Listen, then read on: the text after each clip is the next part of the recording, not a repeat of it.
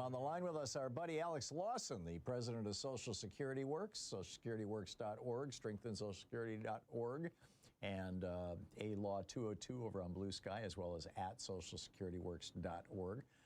Alex, welcome back to the program. Doge, it turns out, Trump and Musk's little effort to kneecap our government, apparently stole all of my and your Social Security information and gave it to a right-wing conspiracy nut crank group illegally? I mean, how much of a felony is this? Yeah, and Tom, you and your listeners are some of the folks who know this. I mean, we've been shouting it from the rooftop together since Doge plugged their computers into the mainframe. But what we know now is that the least that they've done bad is illegally give all of our data to a quote-unquote advocacy organization that is looking to overturn elections. There's been reporting by Judd Legume in Popular Information, and I think it tracks. You know, we don't know exactly because the filings don't name them, but True the Vote is the crank organization that, if you remember, we talked about at the time, Antonio Gracias, who was Elon Musk's lieutenant, his Doge guy in Social Security Administration. He went on stage in Wisconsin, remember, around the Supreme Court election, and him and Musk pointed at graphs and said, you know, tens of millions of illegal immigrants were given Social Security numbers so that they could vote. They were painting this completely false story, and we all knew it was false. And the danger, we said at the time, was that they would use all access they had, including all of our data, to try to prove this false narrative. And what that means is that at the very least, what Doge did is took all of our data and handed it to just somebody, right? And yes, it's important. This somebody is a crank, right? A right-wing crank. And so you think that they're protecting our data? I mean, if you or I or anybody listening, Tom, shared one person's Social Security information with a third party without their consent, you're talking about one felony. And this is everybody's data. And the worst, 340 million part, felonies. At least, because this is just the one that was so egregious that, think about this, Trump's DOJ had to basically say something against themselves, his fully politicized DOJ. So think about all the stuff that they're not telling us about. Wow, this is mind-boggling, Alex.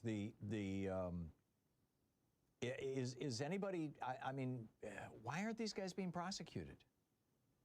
I mean, the big reason is because Trump has politicized the DOJ, right? So, I mean, he's literally directing the DOJ to prosecute his political enemies. Is this not a violation of any state privacy laws? I guess because it's federal information, maybe it's not. I think where it's starting is federal, but I do think that every single person has a case to be made that their data is, you know, or theft and misuse of their data is also a state-based issue. And so I hope a bunch of attorneys generals are looking into it. But right now, I think you've got Rep. John Larson, right, from Connecticut, our champion, our absolute unyielding champion on Social Security. He's already out today in the hearing calling for a criminal investigation because what's been done so far are just Hatch Act violations. So DOJ chose the smallest thing that they could to try to say, oh, yeah, we're doing something about this.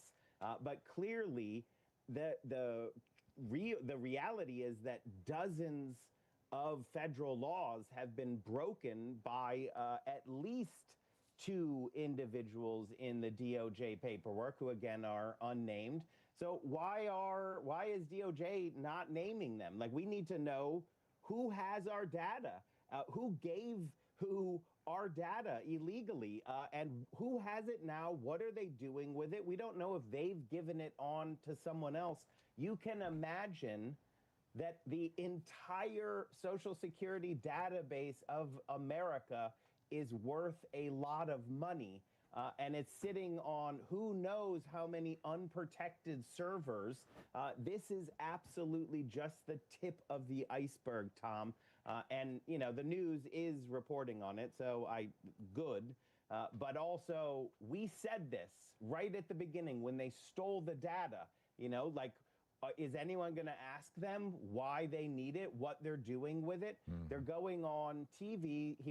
Antonio Gracias and Elon Musk, they went on Fox News. They went on Joe Rogan. They made as much press as possible claiming all of this fraud in Social Security. Donald Trump gave a speech to the joint session of Congress and lied for 7 minutes straight about 120-year-olds. That was all part of this scheme.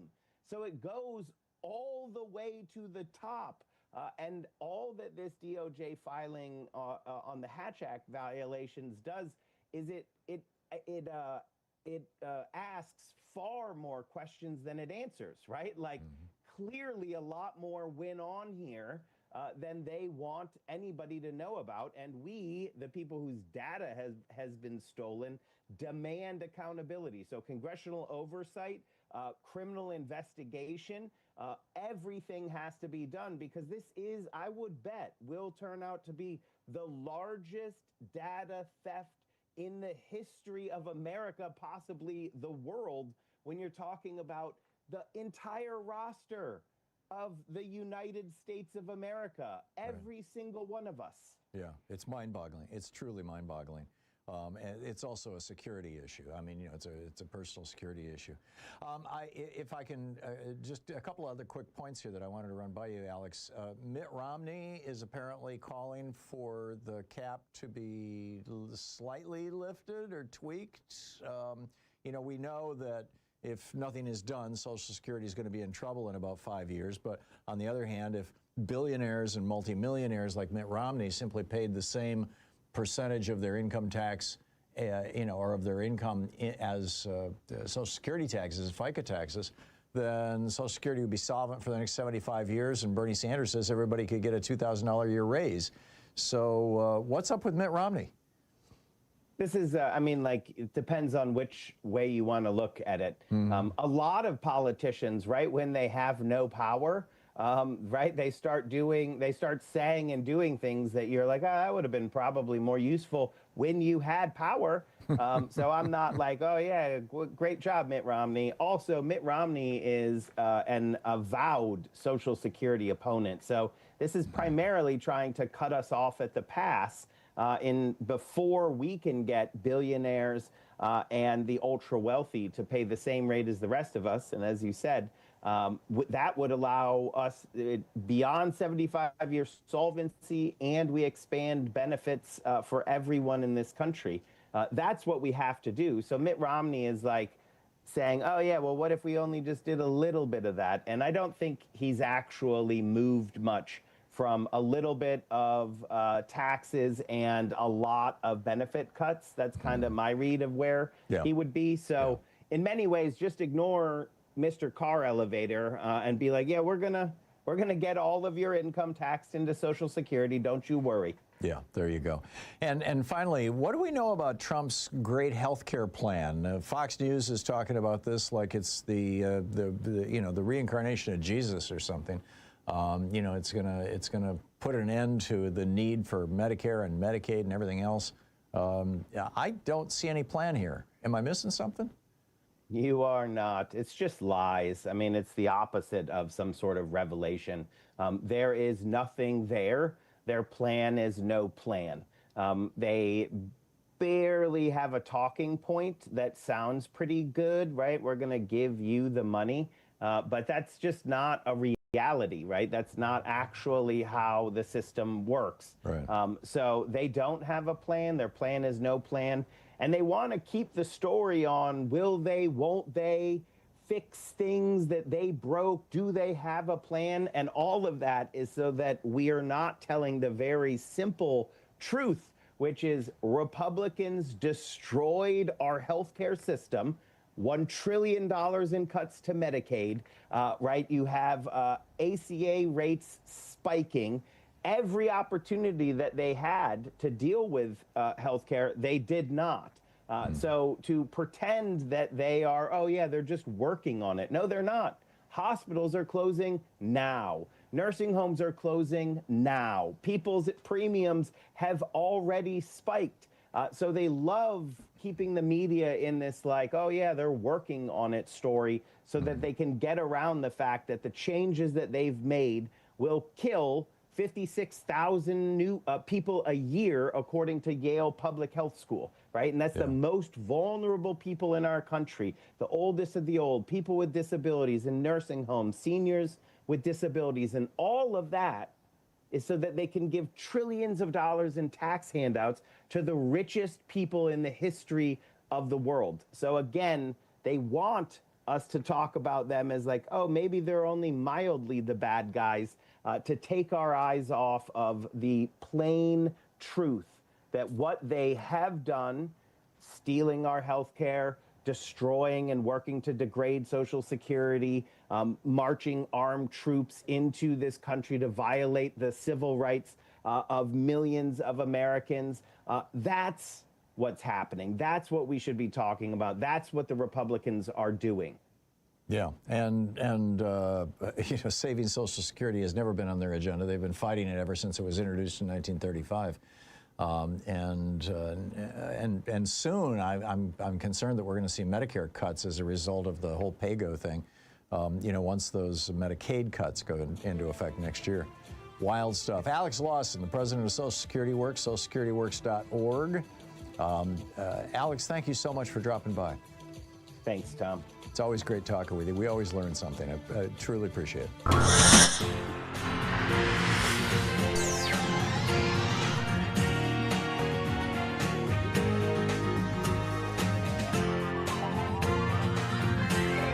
We say fight back!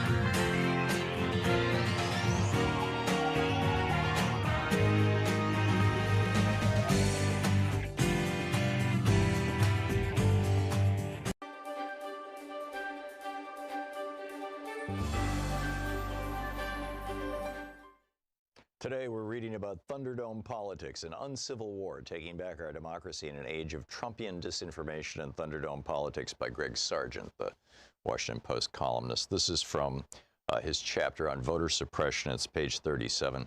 Republicans and Democrats inhabit different political realities, as mentioned in a previous chapter. But there are certain facts about our politics that are just objectively true. One of them is this. Generally speaking, efforts to make it harder to vote are almost always pushed by Republicans. You cannot understand what is happening in American politics right now without recognizing this stark and very fundamental difference between the two major political parties.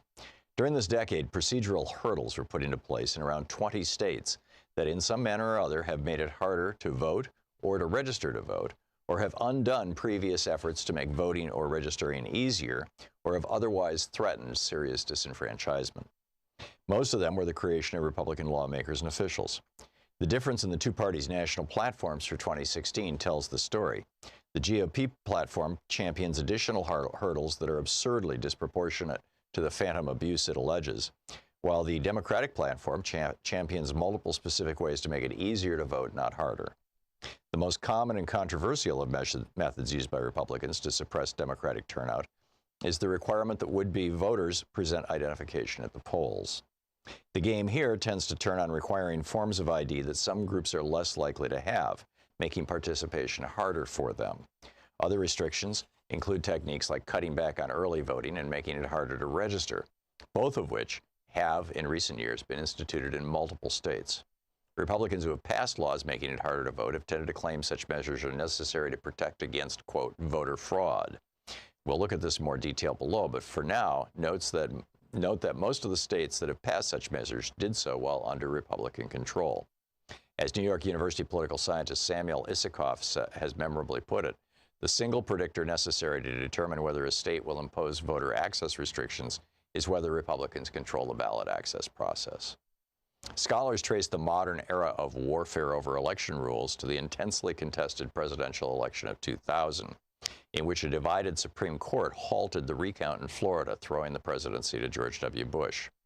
The closeness and partisan acrimony of that contest, combined with the intense national focus on election rules that accompanied the court battle over it, helped persuade both parties to invest much more attention and energy on those rules. As a result, both the implementation of measures restricting the ballot and the legal battles over them have intensified in recent years. A brief glance at the surprising history of voter ID laws begins to tell the story of this tightening. In the 1970s, several states implemented voter ID measures, but all of them provided for ways that voters without the proper ID could cast a ballot. By 2000, there were 14 such laws, and they had been implemented by politicians in both parties. But by the mid-2000s, amid rising post-2000 acrimony, a handful of red states began implementing voter ID laws that the nonpartisan National Conference of State Legislatures described as, quote, strict, meaning that they make it easy to disqualify those who don't pass muster. After one of those laws in Indiana was challenged and then upheld in 2008 by the Supreme Court, an escalation began that gained momentum in the Obama era. From 2010 onward, the adoption of voter ID laws in general and of strict ones in particular accelerated. Though a handful were blocked in the courts, as of this writing, a total of 34 states have voter ID laws in effect, 24 that are deemed non-strict and 10 that are deemed strict. The strict ones are in red states or in swing states where they were implemented by Republicans. The story is very similar if you evaluate the state's voting rules in a broader way, by including not just voter ID measures, but also cutbacks to early voting and restrictions on registration. Here the trend is just as pronounced. After the 2010 elections, the Brennan Center for Justice documented a sharp rise in efforts to pass such measures in the state legislatures across the country. Not all these efforts bore fruit, but many did. By the time voting took place in Election Day 2016, some 14 states had these new restrictions in place for the first time in a presidential election. Now, as of this writing, by the Brennan Center's count, some 20 states have successfully implemented either strict voting ID requirements or cutbacks to early voting or restrictions on registration or other measures with meaningful disenfranchising effects. If you're a liberal who's frustrated by the seemingly unbreakable Republican dominance of national politics, not to mention GOP control of most state governments across the country, then the chances are that these restrictions figure heavily into your explanation of this GOP supremacy. Indeed, social media has been absolutely saturated in recent years with variations of the lament that Republican political dominance is largely maintained through a combination of nefarious and undemocratic tactics, such as ballot restrictions that keep constituencies unfriendly to the GOP from voting, and extreme gerrymanders that have, in effect, built a fortress around the GOP's majority in the House of Representatives. Democrats frequently invoke the GOP's use of these tactics, often justifiably, to raise money and to galvanize turnout. This narrative contains some important truths. Some of the forms that these restrictions on voting access have taken in recent years are diabolically obvious in their efforts to keep constituencies supportive of Democrats from voting. Still others boast the distinction of being more insidiously designed and thus less obvious in their intentions. The book is An Uncivil War by Greg Sargent of The Washington Post.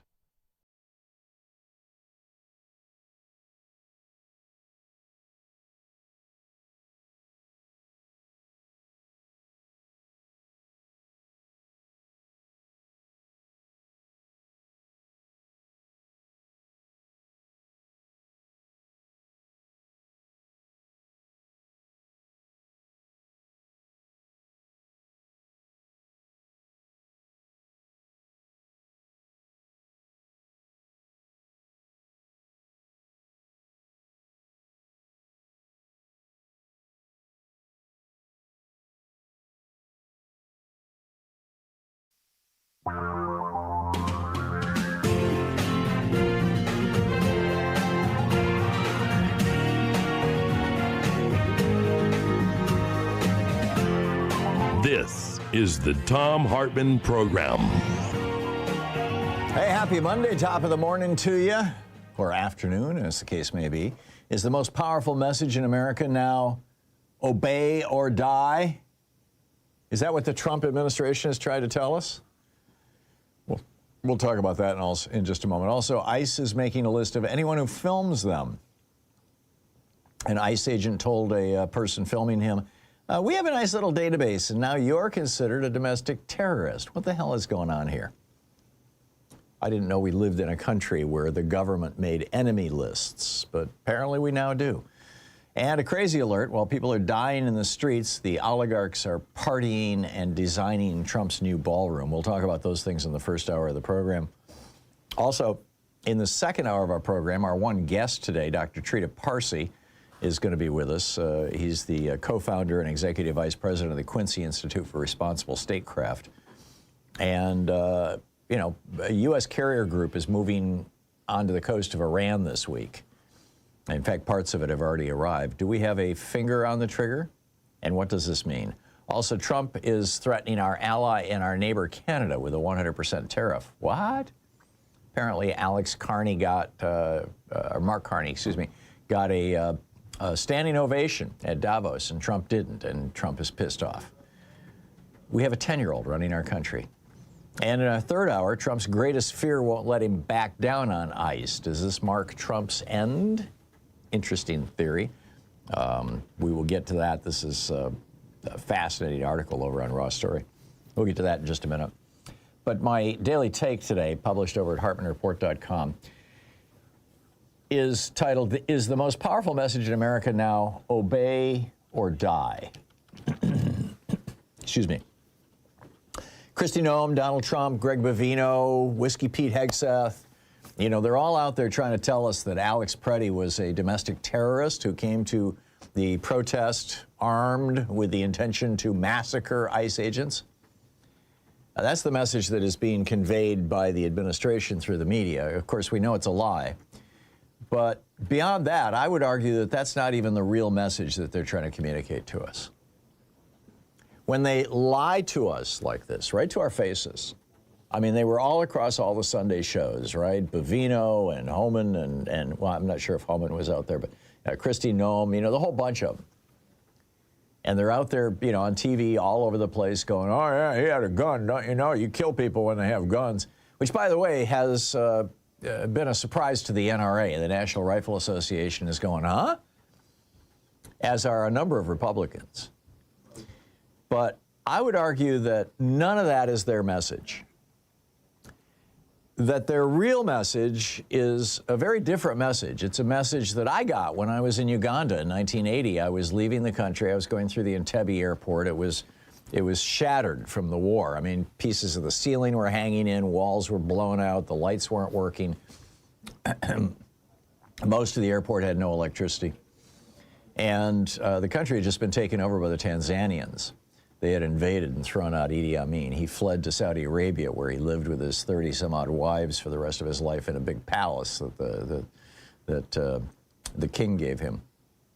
But as I was going through the airport, these three guys, you know, two of them were Tanzanian Army. One guy was a Ugandan police officer. They all had AK-47s. They stopped me. I was kind of conspicuous. I was the only white person in the whole airport, and the airport was fairly empty at the time anyway. And one of them, you know, he had an AK-47. He grabbed it by the clip and rotated it down to where the barrel was facing my nose from about 6 inches away. And he said, you know, I could kill you right here, right now. And nobody would stop me, and nobody would know, and nobody would care. Nobody will ever punish me. So give us, he asked on behalf of his two friends, give us half your money. And he smiled. He said, we're only taking half. And I had the equivalent of a couple $100 on me in Ugandan shillings and Kenyan currency. I think they're shillings too. And so I just split it with them. You know, one for you, one for me. And they let me through. But their message, his real message was, we have all the power, you have none. We can get away with murder, and there's nothing you can do about it. In other words, obey or die. And that's the message that the Trump administration is trying to communicate to all of America right now. We have all the power, you have none. It is obey or die. It is the essential message of every fascist movement in the history of the world. And yeah, you just look it up. That's their real message. Challenge us and we will kill you, and we will get away with it. That's how powerful we are, so you shouldn't even try to resist. And they're still saying it. And I mean, it was all over Fox News. Louise and I tuned into Fox News a couple times this weekend, and it was just pathetic. I mean, every time we turned it on, there was Kristi Noem talking about, oh, he's a domestic terrorist, and, you know, we got good people, and they're... It was pathetic. Meanwhile, it appears that they will get away with it, right? They've seized the crime scene of Renee Nicole Good's murder. They took the car away, so nobody can do, you know, bullet trajectory and stuff. And then they ruined the crime scene where Alex Preddy was murdered, took the gun off from the crime scene and put it in a car.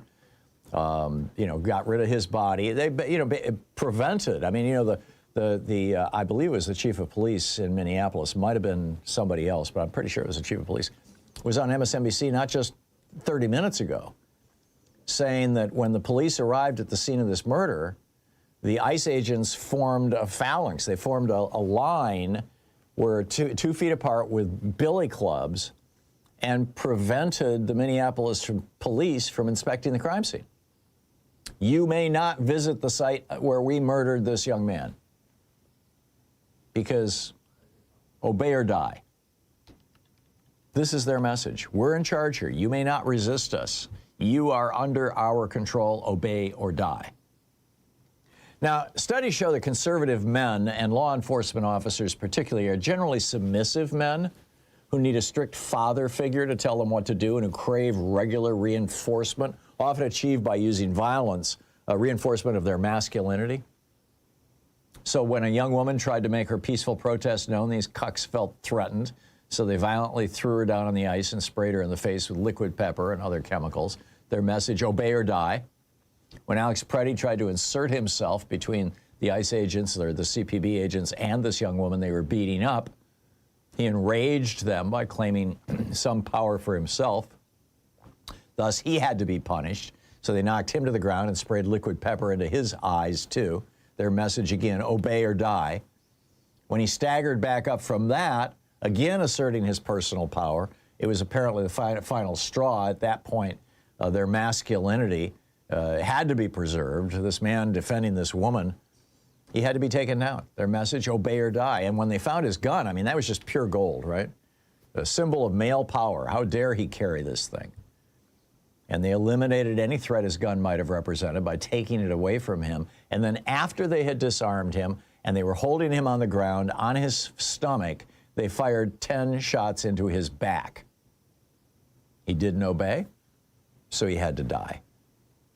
These craven weaklings, desperate to prove their manhood and reassert their power. You know, one of them, after Alex was murdered, applauded. Another said, oh, boo-hoo. This is what Putin does in Russia. This is what Orban does in Hungary. This is what the Ayatollah does in Iran. This is what Erdogan does in Turkey. This is the message of this administration. Obey or die. And it's not an American message. This is the Thom Hartmann Program. At least the American ideals, the message of the American ideals, and hopefully where America can become again. We'll be back.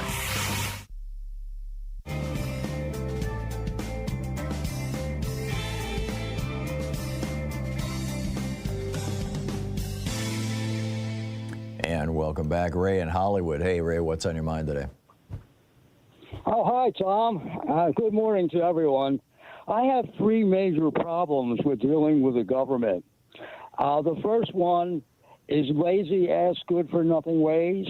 The second one is stingy, tightwad, good-for-nothing ways. And the third one is resorting and relying on fibbing. None of that makes any sense to me, Ray. Excuse me? None of what you said made any sense to me. Problems with the government. When you have problems with the government, it's either lazy, good-for-nothing ways, stingy, tightwad, good-for-nothing ways, or resorting and relying on lying. So what I'm saying is, number one is being lazy. The second one is the way they spend. And the third one is fibbing. Okay. All right. Your complaints are noted. Thank you, Ray. Mary in Pasadena. Hey, Mary, what's on your mind today? Good morning. Hey. I didn't understand your comment on NATO expansion. According to James Baker, NATO will not expand 1 inch eastward. James Baker never signed anything that said that. Import? James Baker never signed anything that said that, Mary.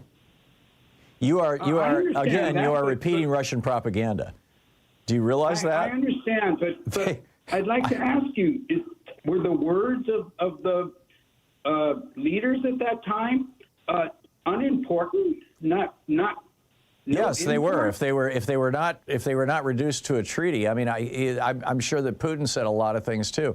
Just because somebody said something once, and then Russia has spent the last decade amplifying that over and over and over again through the media, all the podcasters that they were paying $100,000 a month to podcast this kind of stuff, and all the idiots who show up on sadly on much of our nonprofit media echoing Russian talking points. It doesn't make it true. So no, Mary, sorry, not buying it. Mike in Portland. Hey, Mike, what's on your mind today?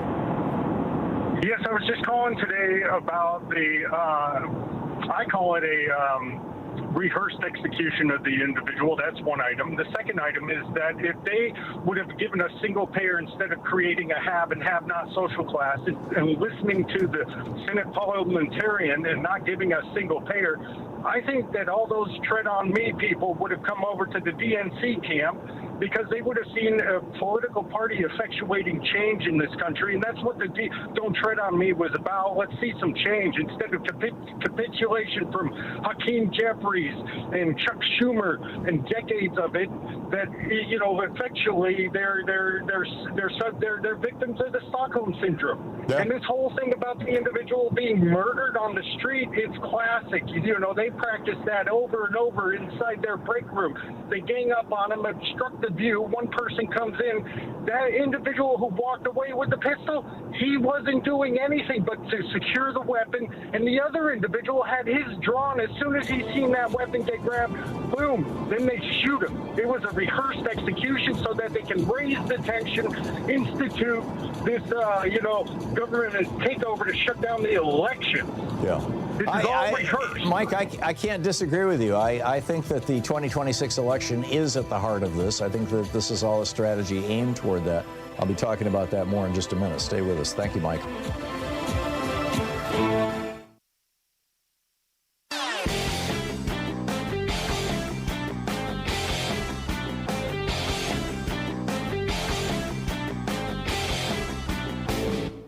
Missed my opening rant today? It's usually published over at HartmannReport.com, where you can read it and share it with your friends for free. Check it out, HartmannReport.com.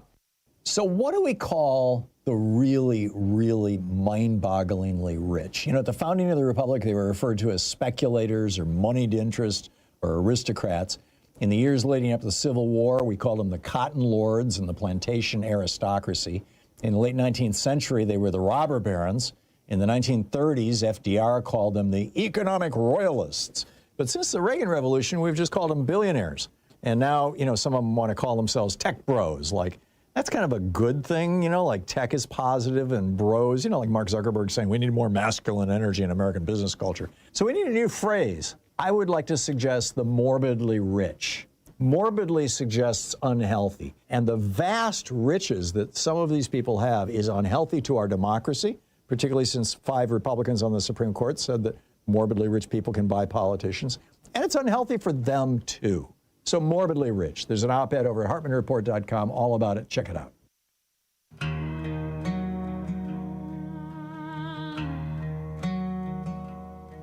I've seen the barrel of a borrowed gun 6 inches from my name. A man in uniform, smiling white like mercy was a game. He said no one will ever know. Said it soft, said it slow. That was power, that was truth.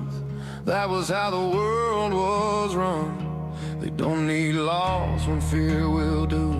They don't need justice when they got you on your knees, eyes shut tight, praying you make it through the night. They say obey or die. That's the most powerful lie. Dress it up in flags and shields, call murder how order feels. They say obey or die, and dare you to deny. 'Cause power doesn't ask, power only fires back. He stood between the boots and her, said no, not today. They took that as a challenge, a debt that had to be paid. Pepper in his eyes, gravel on his skin, still he tried to rise again. And that's when power took offense to a man who wouldn't bend. They fear the ones who stand up straight, who don't accept their chosen fate. A voice, a step, a single no is all it takes to make them go. They say obey or die. That's the most powerful lie. Back turn hands. 23 minutes past the hour. So the Department of Homeland Security has apparently ordered immigration officials, ICE officials, to start recording everybody who's recording them. You know, there was a lot of people wondering, what's Jonathan Ross up to as he was filming Renee Good, walking around her car, taking her picture, taking the picture of her license plate. Well, it turns out that ICE, that the order has come down from above, start filming the people who are filming you so that we can put them in a domestic terrorist database and use that in some future way to harm them, to make it difficult for them to get a government job, to make it difficult for them to get benefits, to possibly charge them with crimes, just to harass them. An ICE agent in Portland, Maine came right out and said it. In fact, the video of it's gone viral. It's all over the place. Where he says, we have a nice little database and now you're considered a domestic terrorist. So have fun with that. I mean, these guys talk about fascism. The Cato Institute, the former Charles Koch Foundation, the right-wing think tank, the Cato Institute, issued a report last month pulling together reams of incidents similar to the one in Portland, Maine, where this ICE officer said, we've got you now, basically. The report concludes that DHS has a formal policy of intimidating people, trying to film them on these dubious legal grounds that doing so amounts to impeding law enforcement. The report says, quote, DHS has a systematic policy of threatening people who follow ICE or DHS agents to record their activities. The information is being fed into databases for possible future law enforcement action. And, this is what the Secretary of Homeland Security, Kristi Noem, said. The domestic act of terrorism to use your vehicle to try to kill law enforcement officers is going to stop. And I'm going to ask the Department of Justice to prosecute it as domestic terrorism because it's clear it's being coordinated. Yeah, right. Steve Bannon says, yeah, this is exactly what, Steve Bannon, he's a cheerleader for fascism. European-style fascism, the old-fashioned fascism. And he, on his little podcast the other day, he says, in Minneapolis is just the center of an outright revolution, highly organized, highly financed with our enemies, the Chinese Communist Party in back of this, and Soros. Oh, my God, the international Jews. This is Steve Bannon. Many other groups, highly organized, as sophisticated as what they did against our troops in Baghdad during the insurgency there. During the Iraq War, this is highly sophisticated. Under no circumstances can we de-escalate. Under no circumstances can we blink. In other words, keep killing people out there, guys. He says, we're dealing with a well-financed, well-organized, and trained, activated communist insurgency. 100%. That's why you cannot de-escalate. You cannot blink. He said, we're breaking the business model of the enemies of this country in Minneapolis. Everything the mainstream media is saying about this is a lie and Marxist spin. These are insurgent tactics that you would see on the battlefields of Fallujah. Yeah, right.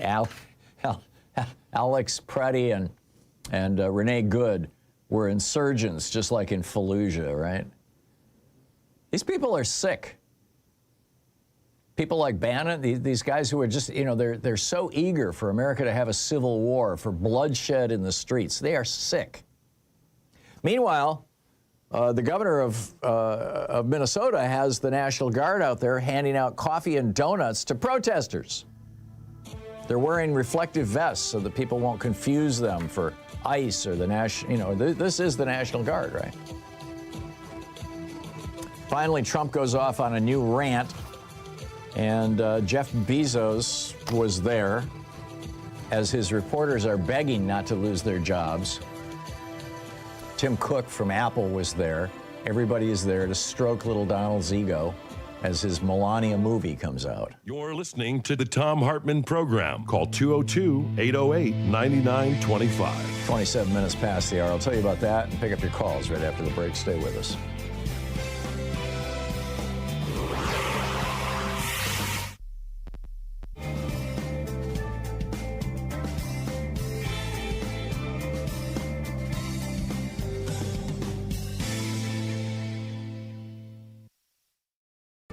And welcome to the Thom Hartmann Book Club, Thom Hartmann University Book Club. Today we're reading from Tears We Cannot Stop, A Sermon to White America by Michael Eric Dyson, who was a guest on our program a while back. This is from page 86. One of the great privileges of whiteness is not to see color, not to see race, and not to pay a price for ignoring it, except, of course, when you're called on it. But even then, the price pales quite literally in comparison to the high price black folk pay for being black. We pay a price, too, for not even being able to derive recognition and financial reward for the styles that make the world want to be black so bad that they don't mind looking like us as long as they never, ever have to be us. If the appropriators can freely rip off our culture with no consequences, those who revise racial history, the fourth stage of white racial grief, are even less accountable for their deeds. The way of the racial revisionist when it comes to black life and history is simply to rewrite it. Their motto is, it didn't happen that way. There's a flood of writing that tells us that the Civil War wasn't really about slavery, but about an effort to defend states' rights. But, my friend, you've got to put yourself in our place and see the absurdity of such a claim. Defend the rights of states to do what? To enslave blacks. But even here, the irresistible logic of whiteness, that is irresistible to whites themselves, and to all of us who are subjected to white whim, springs into full action. White American history is so powerful that even when it loses, it wins, at least in skirmishes within whiteness itself. From the right wing, there is the belief that the Civil War was fought over the ability of individual states to beat back a federal government out to impose its will. From the left wing, there's the belief that the Civil War was a conflict between the planter class and the proletariat. In each case, race as the main reason for the war is skillfully rewritten, or really written out. Slavery is rewritten too. Some white Christian apologists contend that black folk needed slavery to save their souls or to rescue their cultures. A contemporary twist on this argument radiates in thinkers like Dinesh D'Souza, who claims that American blacks brought here through slavery are now doing far better than their African kin. Some white critics argue that since blacks sold other blacks into slavery, bondage was a black man's problem, not a white man's burden. But revisionists would much rather describe the dehumanization of black folk as little more than a commercial transaction. It's another way of washing their hands of racial responsibility. The effort to rewrite history surfaces in how Malcolm X is treated in the mainstream. It hardly seems likely that the culture he fought with all his heart could be depended on to grasp his true meaning. Malcolm is often read as an apostle of violence, as a frightful figure consumed by destructive rage. Yet the truth is far more complex, and Malcolm was far more complicated. But isn't the autobiography of Malcolm X so enduringly appealing because it shows Malcolm giving up hatred as a means to racial justice? Now, Malcolm X believed in the liberation of black folk from the mental and psychological chains of white supremacy. He was not committed to nonviolence as a way of life or as a method of social strategy. He believed that such a commitment prevents the full realization of black emancipation. Yet he was not personally violent. As Ossie Davis says in his eulogy, responding to the claim that Malcolm preached hate and was a fanatic and a racist, quote, "Did you even talk to Brother Malcolm? Was he ever himself associated with violence or any public disturbance?" End quote. The rage that flowed in Malcolm's veins was the rage against a force of whiteness that aimed to wash its black kin from the face of the earth. The urge to rewrite black history occasionally gives way to the final stage of white racial grief, which is simply, when it comes to race, dilute it. That is, to argue that black stuff doesn't just plague black folk. To summarize, bad stuff happens to everyone. This argument surfaced in the aftermath of Hurricane Katrina, and that storm certainly hit black folk, but it hit white folk too. This is the sordid version of reverse American exceptionalism. It is the same Me Too impulse that flares in the bitter battle against affirmative action. Beloved, I can't help but notice that affirmative action is the bee in so many of your bonnets. You look around in your classrooms and you think every black person is there because they got an unfair shake from the system. You look at your job and you think that your black coworker got an unjust nod of approval from the powers that be. You never stop to think how the history of whiteness in America is one long scroll of affirmative action. You never stop to think that Babe Ruth never had to play the greatest players of his generation, just the greatest white players. You never stop to think that most of our presidents never rose to the top because they bested the competition, only just the white competition. White privilege is a self-selecting tool that keeps you from having to compete with the best. The history of white folk gaining access to Harvard, Princeton, or Yale is the history of white folk deciding ahead of the game that you are superior. You argue that slots in school should be reserved for your kin because, after all, they are smarter, more disciplined, better suited, and more deserving than inferior blacks. That's like concluding that the Cleveland Cavaliers can't possibly win the NBA championship because they're down 3-1 to the Golden State Warriors. Throw in the towel and call it a series. But they must play the series to determine the winner. Whiteness is having all the advantages on your side, the referees blowing the whistle for you, the arena packed with only your fans. In fact, whiteness means you never even have to play the game at all, at least not in head-to-head matchups with the talent and skill of black folks. Here's We Cannot Stop by Michael Eric Dyson.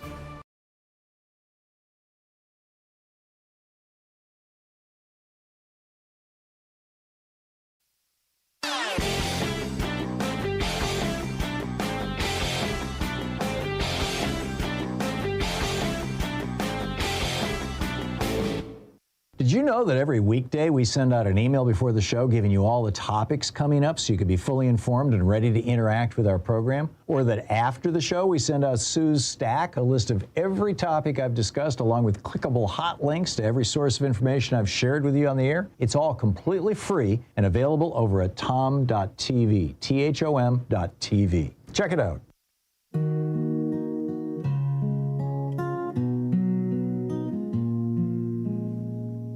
The crown came down in silence, not a shot or scream was heard. No breaking news, no marching boots, just a line buried in a word. 3 branches turned to tinder, and the match was struck with stealth, while billionaires bought silence and democracy was shelved.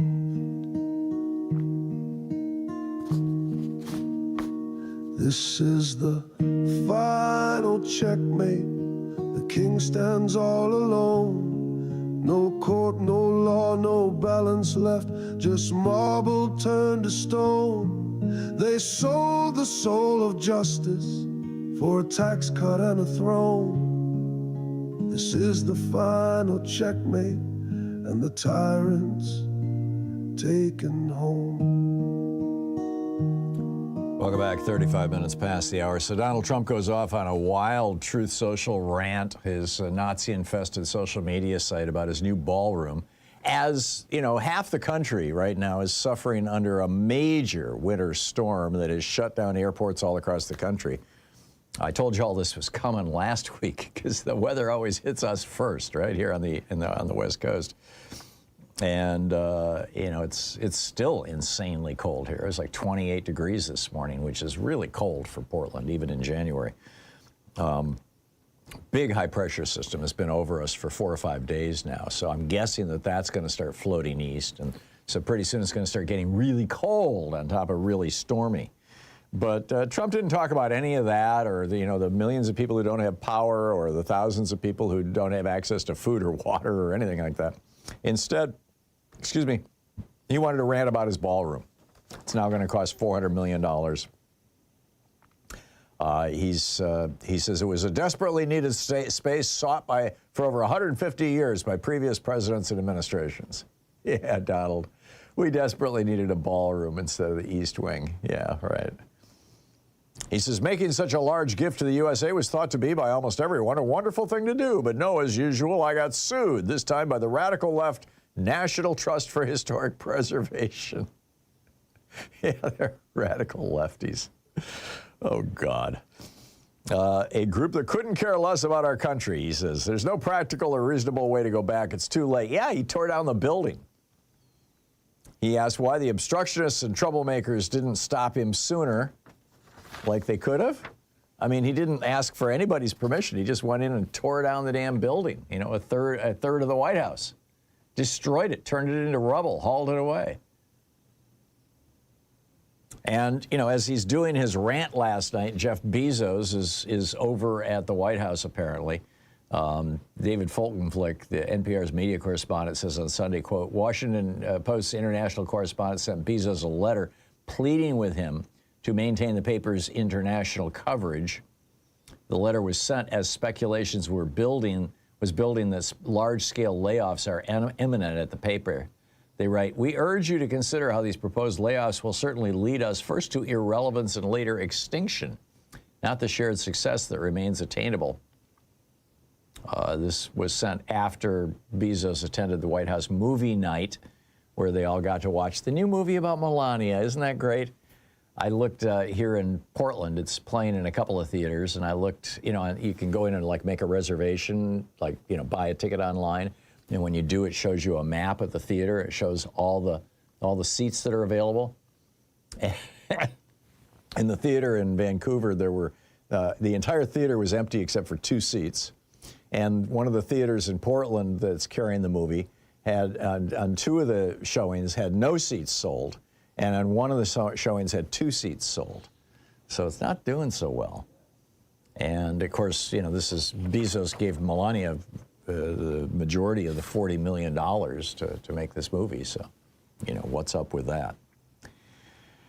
Meanwhile, we're discovering that after they murdered Alex Preddy, one of the agents applauded them, his colleagues who had killed him. And when somebody pointed out he was dead, another agent said, oh, boo-hoo. Yeah. Meanwhile, this is interesting. Protesters storm an ICE hotel. This is protesters stormed a Minneapolis hotel where they suspected ICE agents were staying. This was, well, I don't want to get into exactly where it was because I don't want to be sending anybody there. But, you know, apparently people in Minneapolis are pissed off, and I think with good reason. So what say you? What's on your mind today? Mike in Gainesville, Virginia. Hey, Mike, what's up?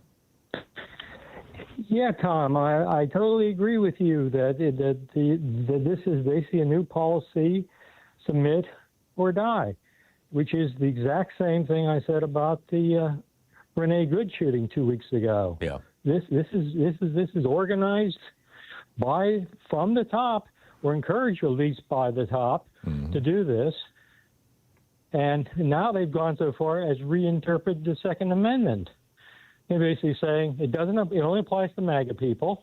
Mm-hmm. And if any, Democrat shows up firearm, even within a holster, he must be considered a domestic terrorist and on site.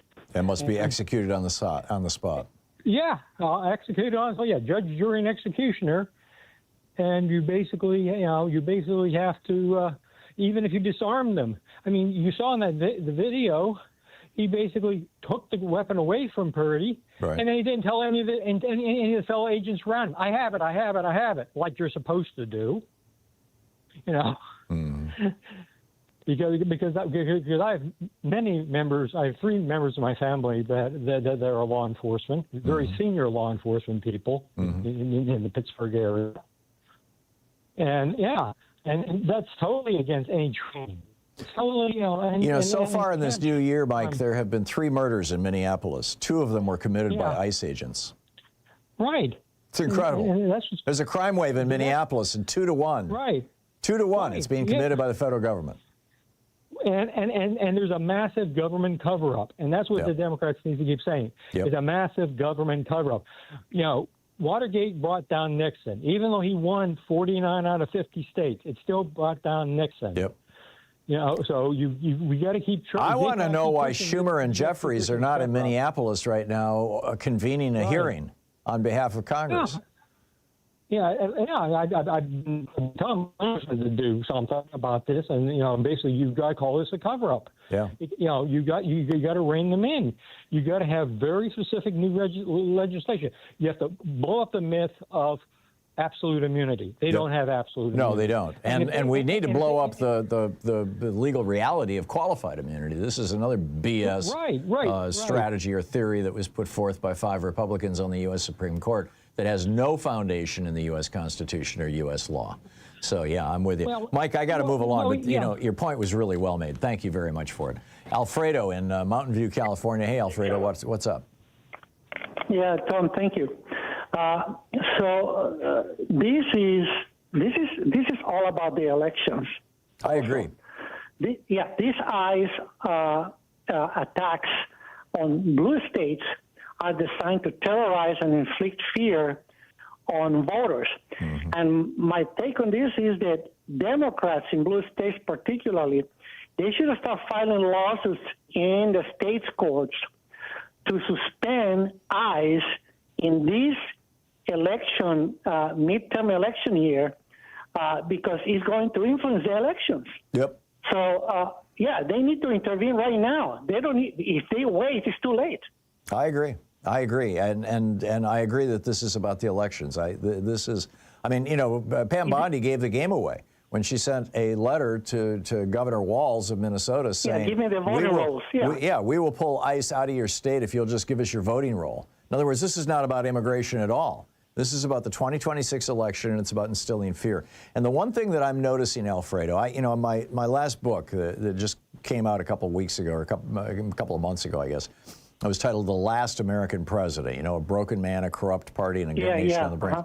And in that book, the first chapter, I lay out Donald Trump, or maybe it's the second chapter, Donald Trump adopting Roy Cohn as his mentor. And Roy Cohn had basically a couple of fundamental principles that you always followed. Number 1, always attack. If you're attacked, always attack back. Number 2, never admit you're wrong. And number 3, always claim victory. And that's what Trump has been doing his whole entire life. I mean, Roy Cohn bragged once that Trump used to call him 10 or 15 times a day to ask advice. Trump famously, when Jim Comey was head of the FBI, he said, "Where is my Roy Cohn?" He desperately, he's got a Roy Cohn now in Pam Bondi. And they're all following Roy Cohn's advice. Never admit that you were wrong, always claim victory, always blame the other guy. So that's what's going on. But for the first time, I think, in his entire career, it's not working. And I think it's not working because the whole nation has seen the damn videos. It's a midterm coup. It's going on right now. Yeah, absolutely right, Tom. Thanks. Yeah, this is the Trump administration saying, to hell with democracy, to hell with our republic and our Republican form of government, to hell with the law and the Constitution. This is now an autocracy. This is a one-man, strong-man government, and we're going to turn it into a single-party state just like Russia, just like Hungary, just like Egypt, just like Turkey, on and on and on. Alfredo, thank you for the call. Always good to hear from you. It is 45 minutes past the hour. Picking up your calls. We'll be right back. You're listening to Thom Hartmann. Visit ThomHartmann.com for audio and video archives. Wow, they're reporting the flight cancellations from this storm are hitting the same level as during the pandemic. I mean, this is serious stuff.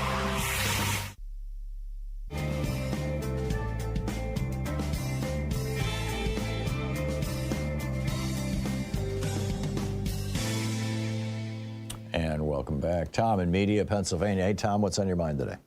Yeah, Tom, last Friday when they said that a lot of these obstructive demonstrations and protests where there is violence occurred is heavily populated, especially during the day with the obstruction through white women who I said are kind of acting, crazily. And you said I was full of crap. Yeah. Well, I've got the evidence, Tom. The Pew Institute, National Institute of Health, articles by, Politico, New York Times says that liberal it's all women's fault. No, listen to me. Can you listen to me, Tom, without deflecting? And then, okay, that they have higher levels of mental health problems such as anxiety and depression, and that this can manifest itself in anger, this explosive anger, and catastrophism or catastrophe. Then how do you explain Trump? He's not a woman. I'm talking about this issue, Tom. Please stop deflecting. You said I was full of crap when I said that these. I did, and you are. During the day. Okay, I did, and you are. Well, I have facts that belie that, Tom. So what are you suggesting, Tom? We should. Are you like with Peter Thiel that letting women vote was the big problem? No, I'm saying that there's the behaviors that in Minnesota. First of all, they're enabled by their government. Now, I live in Pennsylvania. We have a good Democratic governor, a good Republican mayor. Democrat mayor in Philadelphia, decent police chiefs and mayors throughout the state. And they know we're not a sanctuary state, although there can be sanctuary areas. Our police will not tolerate obstruction of ICE. And as a result, there's not these violent protests. ICE is doing their job. They had lots of arrests outside the courthouse of illegal immigrants because I think this information myself is being leaked to ICE. Everything is going well. Hang on just a second, Tom. Why would you be arresting illegal immigrants outside the courthouse when it's only legal immigrants who come to the courthouse? They're illegally. Their statuses are illegal. No. Why? What? Are you living in some fantasy world, Tom, where people who are here without documentation just show up at the courthouse and say, "Please arrest me"? Are you kidding? No. No. Listen, Tom. Don't you know that these are people who have been given permission to? No, Tom. It's your turn to listen to me. Don't you know that these are people who have been given legal permission to be in the United States? They applied through the proper channels. They have the documentation and legal permission to get here. They show up at the courthouse for their every 6-month mandated, check-in, and ICE says, "Oh no, we're going to arrest you anyway." ICE is absolutely lawless. These are people, Tom, that have been arrested for another crime, brought to the courthouse, and let out on bail. This has nothing to do with their just simply immigration status. This is not an immigration. Well, that's a different thing, Tom. But that's the exception, not the rule. The rule is that right now what they're doing is they are stopping people who are here legally. Tom, look it up. This is a criminal courthouse that they're arresting from, not immigration. You're wrong again. Okay. All right. Thanks a lot, Tom. It's 49 minutes past the hour. We'll be right back.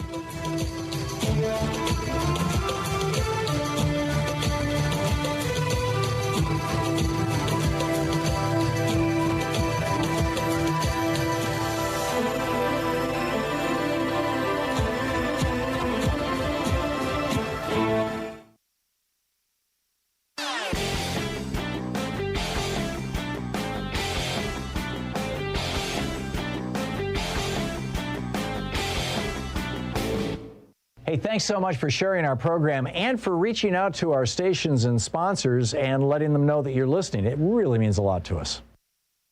America is suffering from an epidemic of bullying. And one of the things we know is that culture, including bullying, flows from the top down.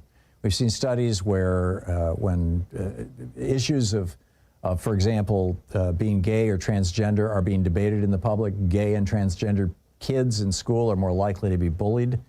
When racial issues are being discussed, people of minority races are more likely to be bullied.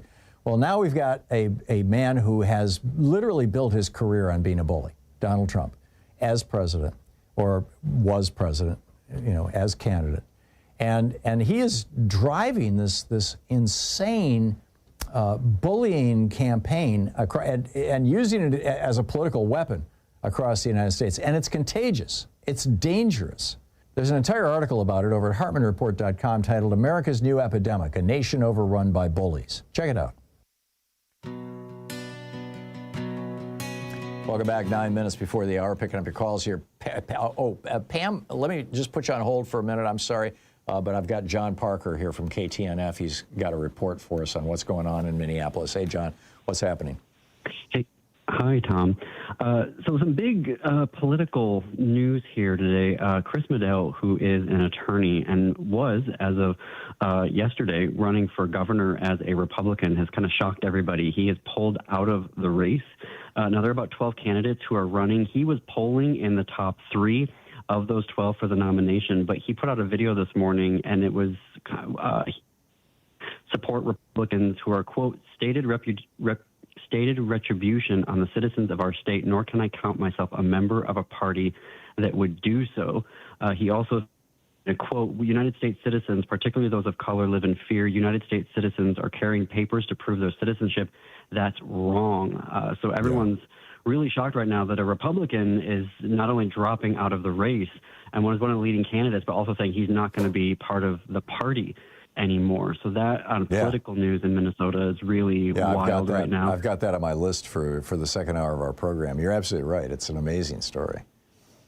And then we're following 3 court cases today, as you can, only 3 today. One is the case that was brought by Attorney General Keith Ellison, St. Paul Mayor Khalil Hearn, Mayor Jacob Fry. This is to stop Operation Metro Surge, or at least reduce the numbers of agents to the pre-surge numbers. And they're arguing right now in there, and it's around violations of the 10th Amendment. And just looking at how the arguments are going right now, it's not sure. We're not sure where Judge Menendez is going to go with this, but we'll know more later today. The other case is around stopping DHS from destroying evidence related to their killing of Alex Preddy. So a judge issued a temporary restraining order on Saturday night. Now there'll be a hearing today to learn more about what's going to happen in keeping them from destroying that evidence. And then the other is around protecting legal observers. So a U.S. District Court judge who's actually hearing the 10th Amendment case right now, a week and a half ago, said that ICE couldn't use tear gas, chemical irritants, et cetera, against legal observers. The U.S. 8th District overruled that judge, and then immediately they started doing that again. So now the state is asking for the 8th District to put back that restriction in place to stop them from doing that. And to your point, I heard a few minutes ago you were mentioning the Home to Suites hotel attack last night, where protesters vandalized that hotel. The Department of Public Safety, the Minnesota Department of Public Safety, put out a statement where they said they had actually arrived first on the scene, and they were dealing with it, but then federal agents showed up without telling them they were coming and just started deploying chemical irritants at the crowd to disperse them, and then left. Wow. So it's really, agents of chaos. It feels like they're not learning their lesson here of just like... Oh, I think they've learned their lesson. Trump will back them up. Kristi Noem will lie for them. Thom Hartmann will BS the media. Greg Bovino will put on his Nazi drag outfit. And, that's the lesson they've learned, John. Well, to your point, it's the feeling here in the city is that they're just going to keep doing this. They're not going to stop. And there's also this feeling of, of reframing what happened on Saturday to a white man practicing his constitutionally protected Second Amendment rights with a lawful conceal and carry permit was armed to protect himself from the federal government and murdered for it, which is exactly the nightmare scenario that we have been told by MAGA was going to happen in this country if we didn't have the Second Amendment. And here we are. And so there's a lot of, like, what were you talking about? You all were saying this, you're all showing up with AK-47s at your protests. Here was a man who was practicing his Second Amendment rights, and you killed him for it, and you're saying that he deserved that. So here in Minneapolis, there is a lot of, pointing out the hypocrisy and saying, what is really going on here? Is it just you're trying to do whatever you want to kill us, essentially? Yeah, so obey or die. That's their message. Obey or die. Yeah. And don't talk like back. I said earlier. I mean, that's, you know, Renee Good had the misfortune of smiling at an ICE officer and telling him that she was leaving. And you know, women are not supposed to tell abusive men that. So he had to kill her, right? I mean, you know, now we know that, it was the third or fourth shot that killed her, that hit her in the head? And that was long after. I mean, this car is driving by him and he's shooting into the window. That's how he killed her. This was an execution. Yeah.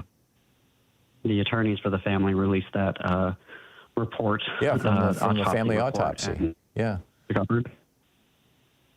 Yeah. It's nuts, John. It's just nuts. These people are completely out of control. And bringing up, because we haven't seen it played as much here in local media, and I've been trying to let folks know, there is a video, and you mentioned it earlier, where an agent is clapping as they're shooting him, and another agent is saying boo-hoo about it. And after they killed Renee Good, and I can't say what he said on air, he said but effing bitch is what he said. And I realize the word is offensive, but I think it bears repeating because it's what he said. Mm-hmm. I mean, you know, it is. yeah. Good job, John. John Parker, reporter for KTNF, and also the host of a program on KTNF. What's the program, John? The Gailey Show. The Gailey Show. Thank you very much. John, keep it up. Thanks. Appreciate the reports. We're hitting the top of the hour here. I'll be back with more of the news of the day and your calls. Actually, Trita Parsi is going to drop by. We're going to talk about Iran on the other side of the break. Stay with us. You're listening to Thom Hartmann.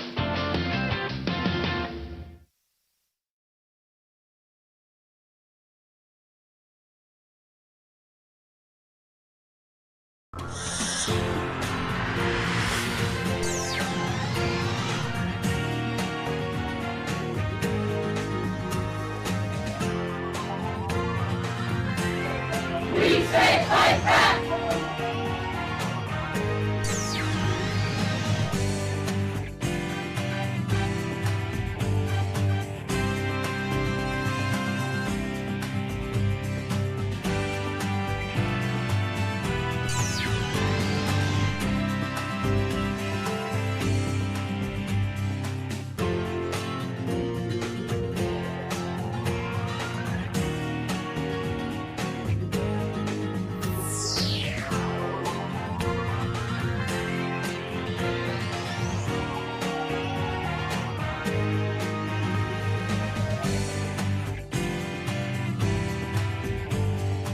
Today in the Thom Hartmann Book Club is Homewreckers by Aaron Glantz, a Pulitzer Prize finalist. The subtitle is How a Gang of Wall Street Kingpins, Hedge Fund Magnates, Crooked Banks, and Venture Capitalists suckered millions out of their homes and demolished the American dream. It's quite a subtitle. This is from chapter 21, titled Triumph of the Homewreckers. Donald Trump took the oath of office on a chilly Friday morning, delivering an inaugural address that promised an end to the corruption and impotence that had widened America's historic wealth gap.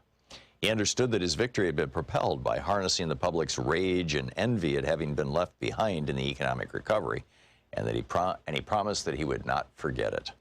Evoking FDR's famous Forgotten Man speech from 1932 that promised to prioritize the needs of, quote, the man at the bottom of the economic pyramid, Trump declared, quote, the forgotten men and women of our country will be forgotten no longer.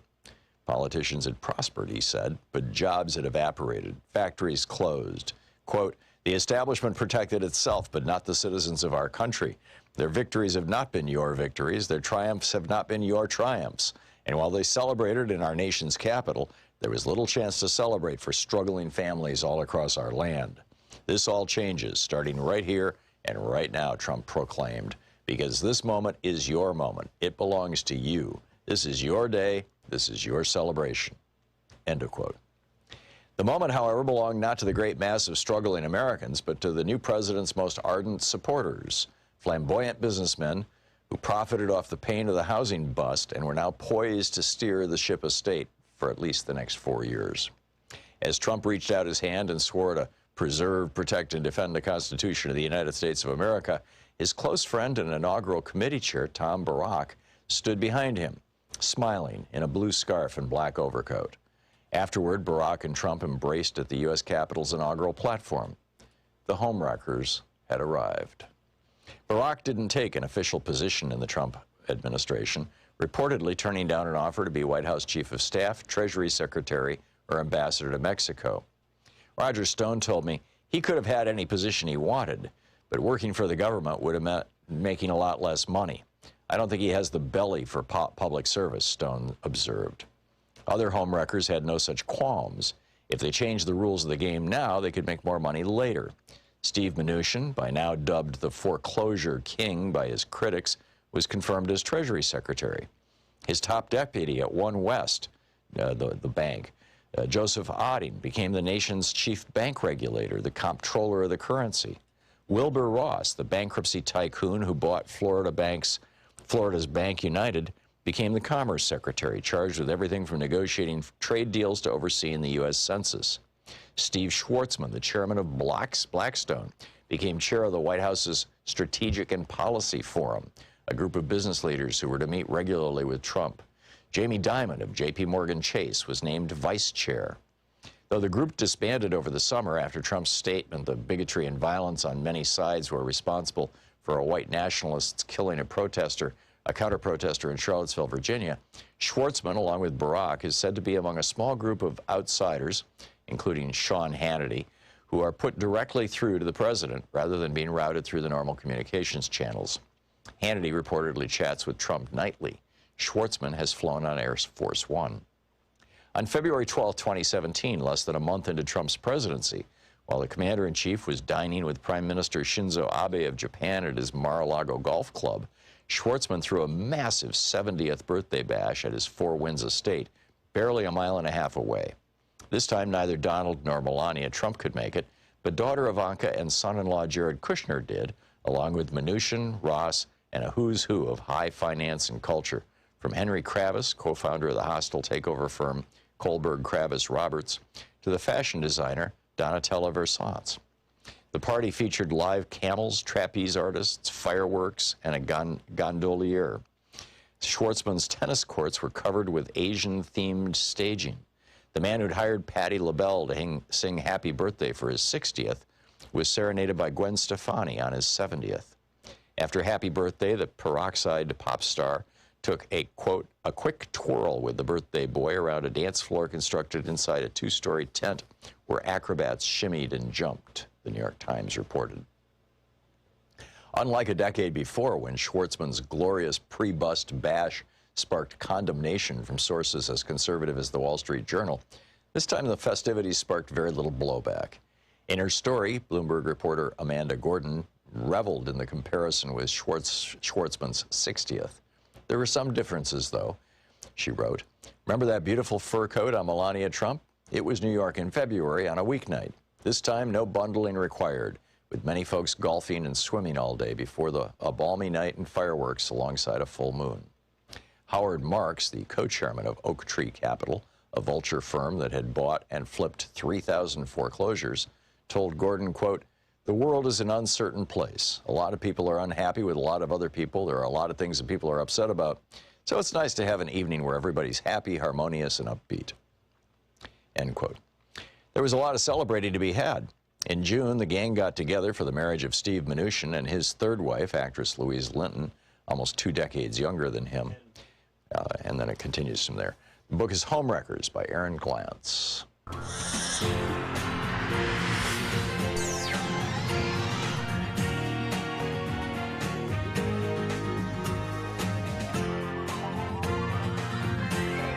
We say fight back!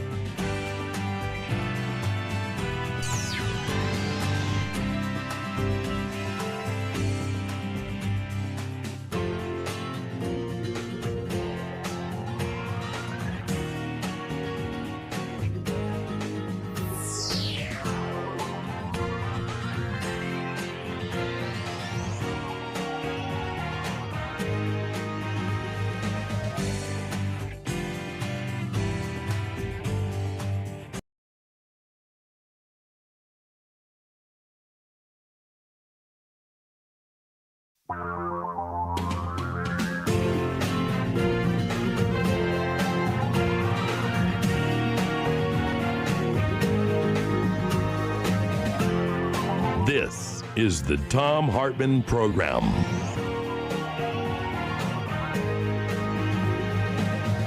Hey, welcome to the second hour of our program. On the line with us, our old friend Dr. Trita Parsi, the co-founder and executive vice president of the Quincy Institute for Responsible Statecraft. His most recent book, Losing an Enemy, Obama, Iran, and the Triumph of Diplomacy. Quincy, INST, as in institute. QuincyINST.org is the website. Also, responsiblestatecraft.org.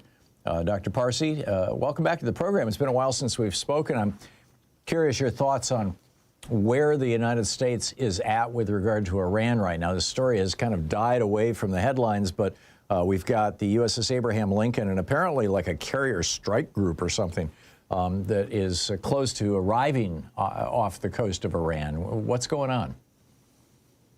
Great to be with you again, Tom. Yes, I think it's off the headlines, but reality is, however, that the United States is, at a minimum, preparing for some sort of a war with Iran. Clearly, there is also the chance, of course, that Trump is bluffing or is using this as a pressure tactic, but reality is that the United States now has far more assets in the region than it did during the June war in 2025, and frankly, more assets in the region that it's had for more than 2 or so decades. So this is not just an ordinary mobilization that is taking place, and there is a risk that even if Trump ultimately does not want to go to war, there can be a miscalculation. The Iranians may misread some of his movements and do something that can precipitate war, but it could also be that the mobilization itself just creates a momentum of its own that ultimately cannot be stopped.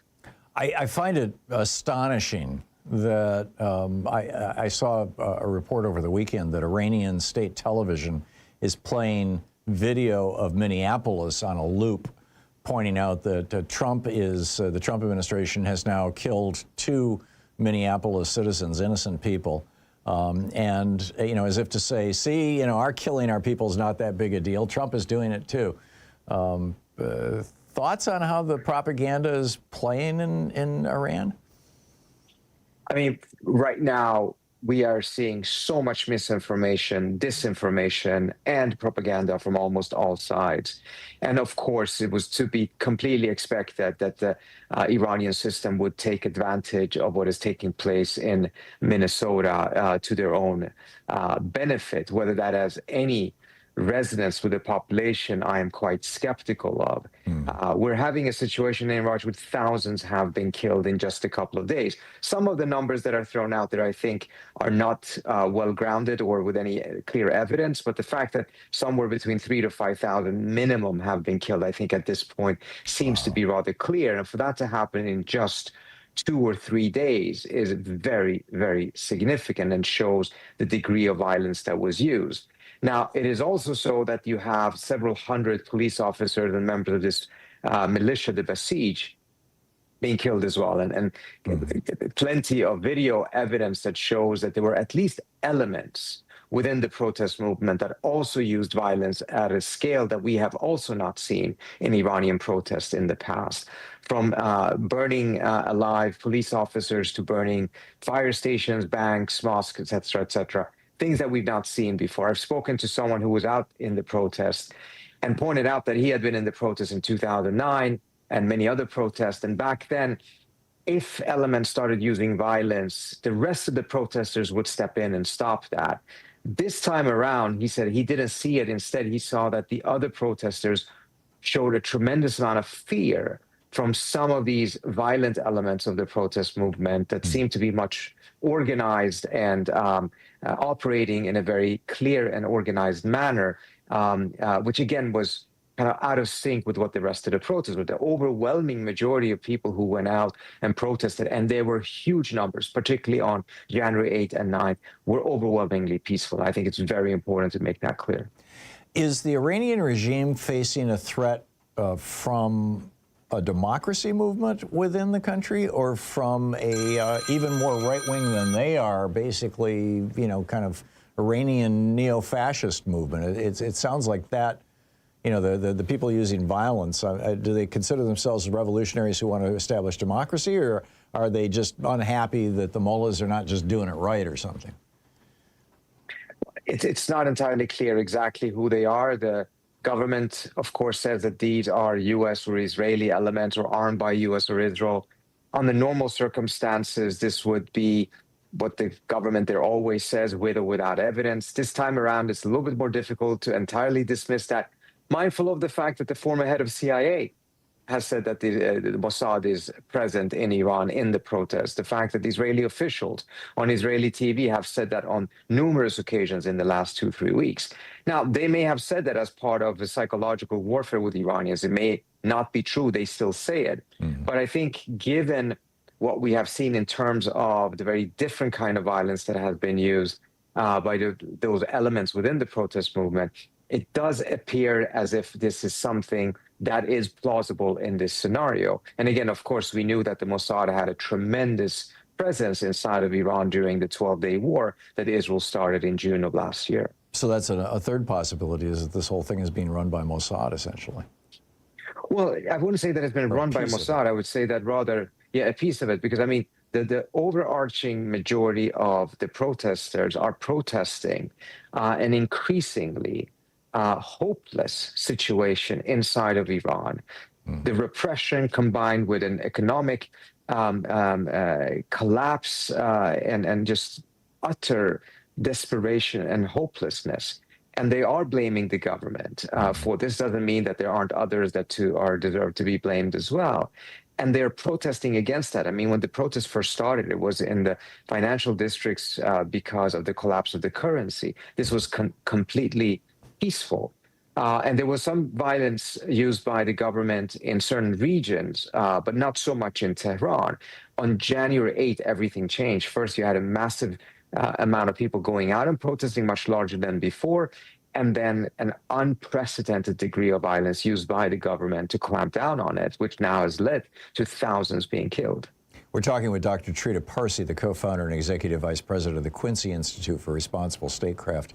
In my opinion, one of the world's leading experts on what's going on in Iran. Dr. Parsi, do you see the Iranian regime as being in serious trouble at this point? And if so, or even if not, if Trump has decided that having some sort of military action against Iran might work as effectively to stop any conversation about the Epstein files as did his capturing Maduro in Venezuela after he moved a whole bunch of military hardware down there. How might that play out with the Iranian public?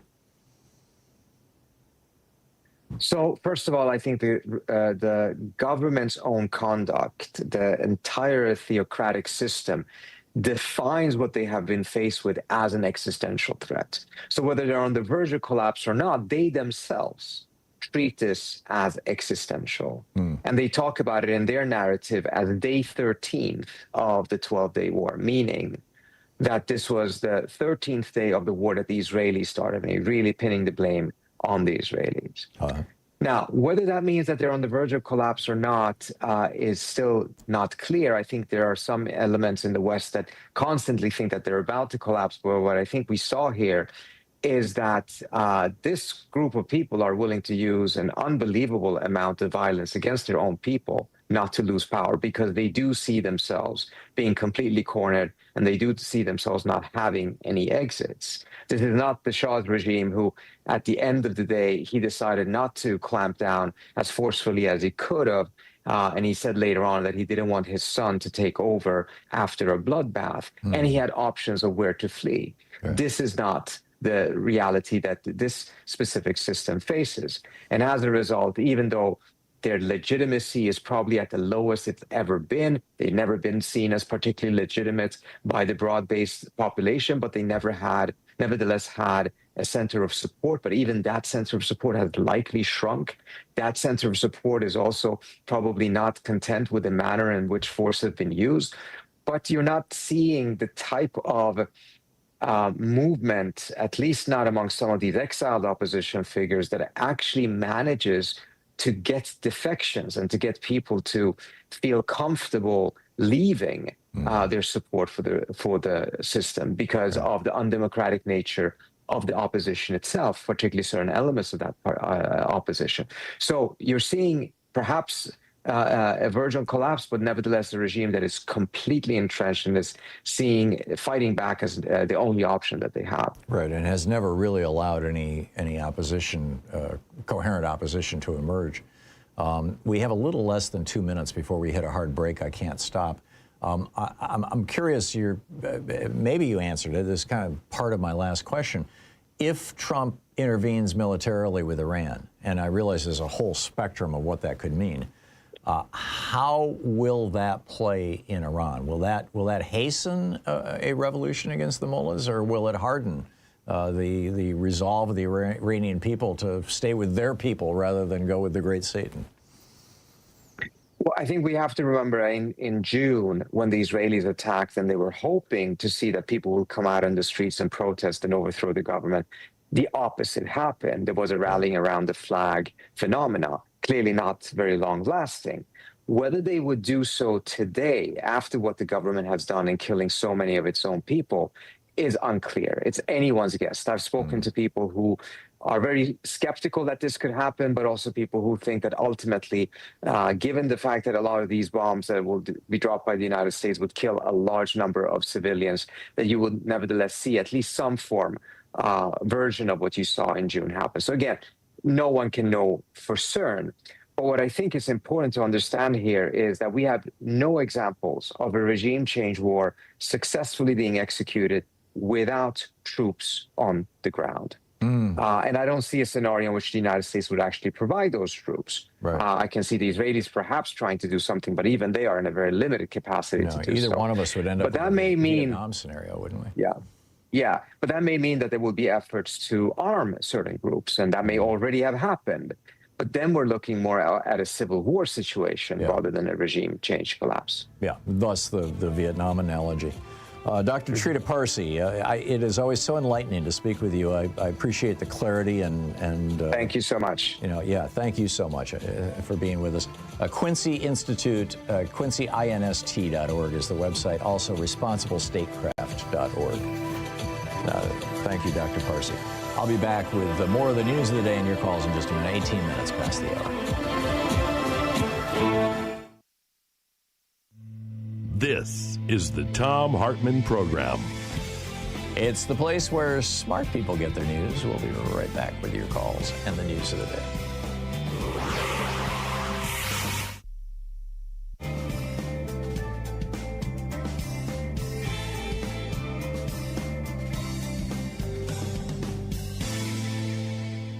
And welcome back. And let's see here. Susie in Willits, California. Hey, Susie, what's on your mind today? Greetings, Tom. Hey. Just thinking about too much on the media about ICE and just the way these men are stance. It's really weird. It's like a lot of men, they love those shows where, they're, I don't know, what, world wrestling, they love to see that. Boxing, just anything to just do that. And our society's brought up that way. Like girls were given little toys or dolls and little houses, and boys are given, army men. And then when they go to puberty, and then they have a BB gun. Yeah. And, it's just this whole thing of just hurting something and feeling good about it. I don't understand that. No woman understands that. Yeah, this has been a long-running debate among sociologists and psychologists. Is male violence, 95% of all the violence in the United States is committed by men. And is male violence the result of biology? Is it because of testosterone and things like that? Or is it the result of acculturation? And which one feeds the other? I think it's both, frankly, but, I acknowledge that. I think it's absolutely both.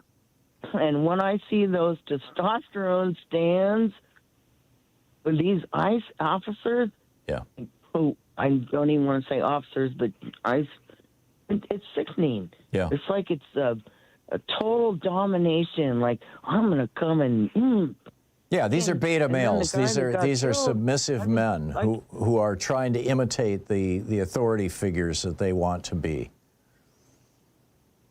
Like the guy. Of course, he had to push the two women first, and then they had to, for the guy, and then kill him. Yeah, these are the people, when I used to regularly debate the gun nut people on this program, and that all kind of went away with the Supreme Court rulings, but back when I used to debate them, I came up with this thing called the Small Penis Gun Club. We actually even had a website for it for a while. I let go of the URL after a while. And we had a logo for it, with an eagle holding on to a carrot. There's a big, yeah. I think that's what's going on. I think these are insecure men. These are pathetic, insecure, submissive men. I'm sorry, I didn't hear what you said. You spoke over me. No, I just said, how our society, contributes to all that about, like, you're in puberty, now we're going to give you a BB gun. Yeah. Don't shoot the birds. Yeah, no, I got it. Of course, they all shoot the birds. Yeah, I got it, Susie. We're getting redundant here. Susie, thanks for the call. I totally get it, and I think that this whole toxic masculinity thing is a real problem in our society. And we had a conversation about it for a while there, when the Me Too movement was happening. Basically a decade ago. It was the initial, I think, blowback to Donald Trump being elected, or even running for president. But it kind of faded away, and now the government, of course, is trying to stamp it out, getting rid of DEI. The principal recipients of DEI, by the way, are white women. They're the principal beneficiaries. 22 minutes past the hour.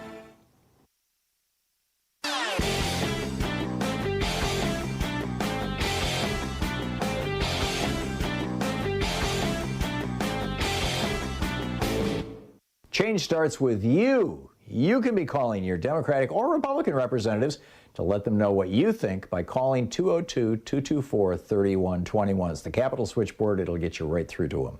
So back when Donald Trump debated Kamala Harris, he was asked about world leaders and whatnot, and he went off on this thing praising a guy named Viktor Orban and saying he's a tough guy, he's smart, he's the prime minister of Hungary, and he loves me, basically. So who is Viktor Orban? Well, it turns out Viktor Orban is a guy who took over Hungary in a regular election, the prime minister, and then turned it into basically a neo-fascist paradise for right-wingers. All the media is now controlled by right-wing oligarchs. He's packed the courts. He's changed the Constitution so that they have things like gerrymandering and voter suppression, so he always wins every election. He throws people in jail for criticizing him, even on Facebook. I mean, this is what Hungary has become. Fox News loves it. Tucker Carlson did his show from there for a week, and that's what Donald Trump wants to do to America. You can read the whole thing over at HartmannReport.com. It's titled Trump's New Hero, the strong man who crushed democracy in Hungary. Check it out.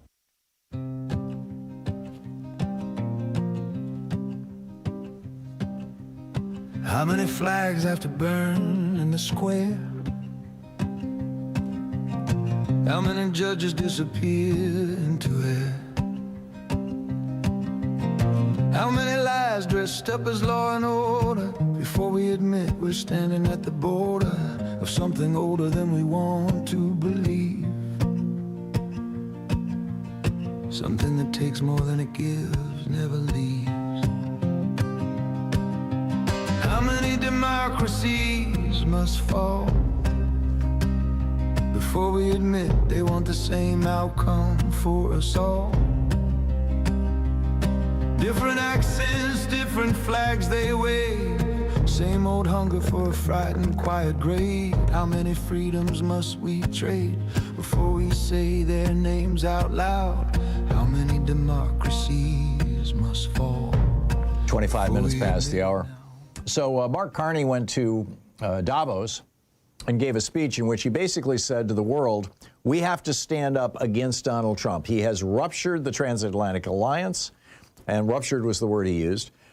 He is destroying our democratic alliance, the democratic nation states, in favor of the tyrannical states, Russia, China, North Korea, Saudi Arabia, UAE, Qatar, Turkey, Egypt, you know, the autocratic nations that Trump wants America to emulate.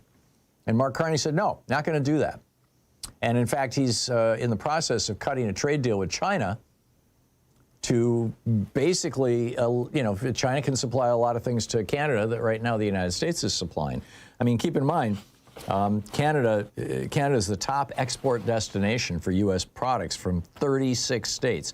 $3.6 billion worth of goods and services cross our Canadian border every day.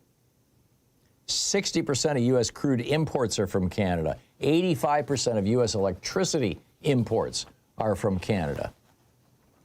Canada is also the largest foreign supplier of steel, aluminum, and uranium to the United States, along with 34 critical minerals and metals that the Pentagon needs.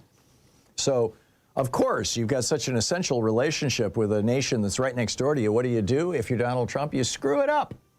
Trump is now threatening to put a 100% tariff on all Canadian goods if Canada cuts a free trade deal or anything close to it with China. Yeah, right. That's how you make friends and influence people. Threaten them. Oh my God, this guy is pathetic. This is mind-boggling. 27 minutes past the hour. What's on your mind? I'll pick up your calls right after the break. You're listening to the Thom Hartmann Program. Call 202-808-9925. Pam in Minneapolis will be up next on the other side of the break. Stay with us.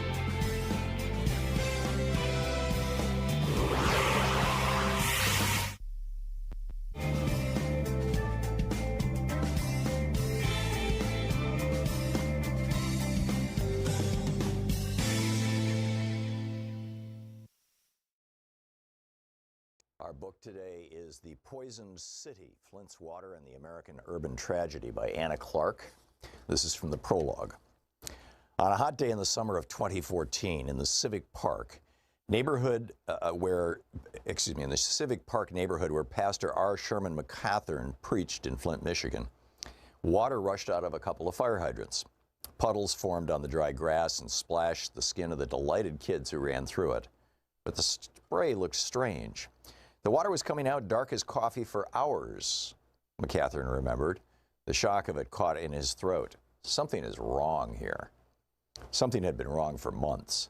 That spring, Flint, under the direction of state officials, turned off the darkening water that it had relied on for the drinking water that it had relied on for nearly 50 years. The city planned to join a new regional system called the Carignondi Water Authority, and while it waited for the KWA to be built, it began bringing in its water from the Flint River. McCathern didn't pay much attention to the politicking around all this. He had enough to worry about with his busy parish. But after the switch, many of his neighbors grew alarmed at the water that flowed from their kitchen faucets and shower heads. They packed public meetings, wrote questioning letters, and protested at City Hall. They filled clear plastic bottles in their taps to show how the water looked brown or orange and sometimes had particulates floating in it. Showering seemed to be connected with skin rashes and hair loss. The water smelled foul. A sip of it put the taste of a cold metal coin on your tongue. But the authorities said everything was all right and you could drink it, so people did, McCathern said later. Residents were advised to run their faucets for a few minutes before using the water to get a clean flow. But as the months went by, the city plant tinkered with treatment and issued a few boil water advisories. State environmental officials said again and again that there was nothing to worry about. The water was just fine. Whatever their senses told them, whatever the whispers around town, whatever Flint's troubled history with powerful institutions telling them what was best for them, this wasn't actually hard for people like McCathern to believe.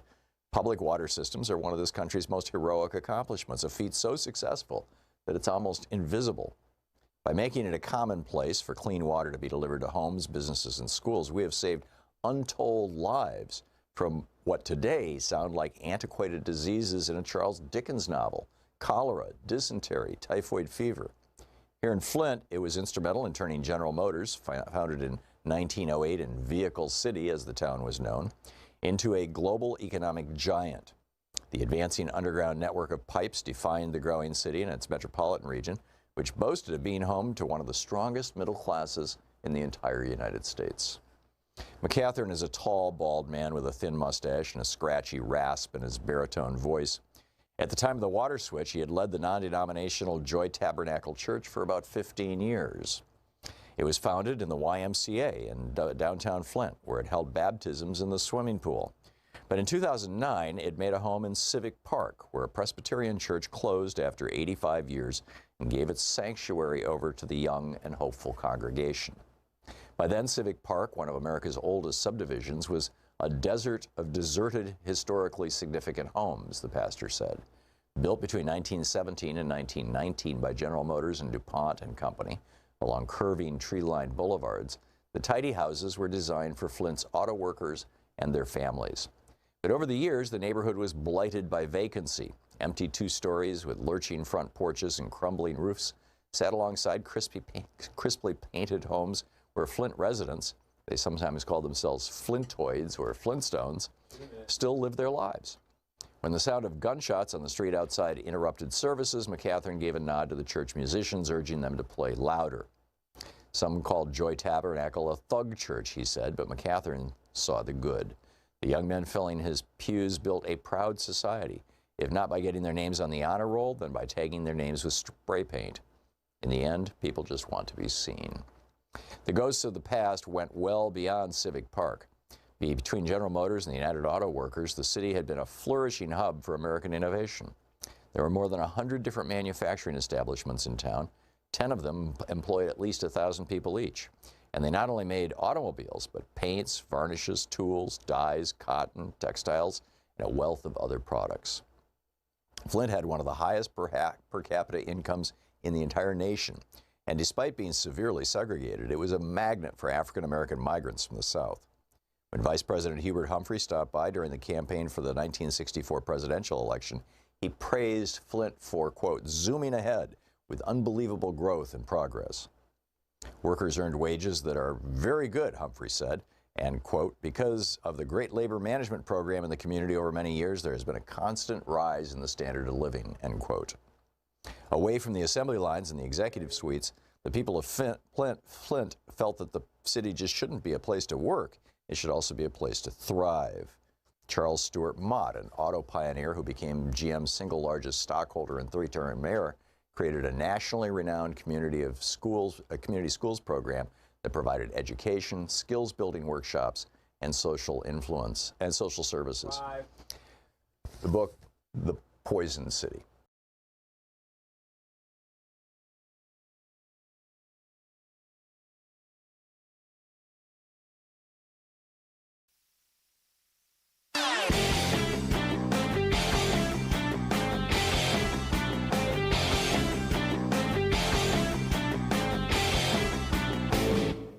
Share the Thom Hartmann program with your friends. Our podcast, The Hartmann Report, is absolutely free and available wherever fine podcasts are available. And the entire 3-hour podcast is available over at thomhartmann.com.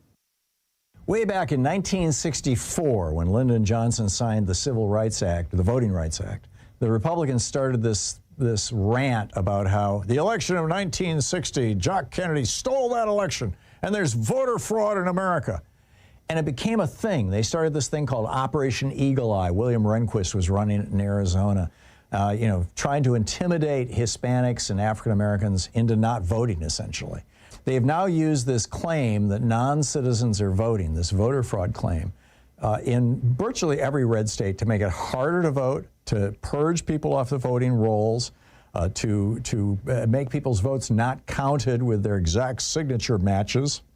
It's a scam. It's a grift that they've been running for 60 years, and the American media won't call them out on it. There's a whole piece about it called Trump and the GOP's Big Lie 2.0 over at HartmannReport.com. Please check it out. You'll find it fascinating.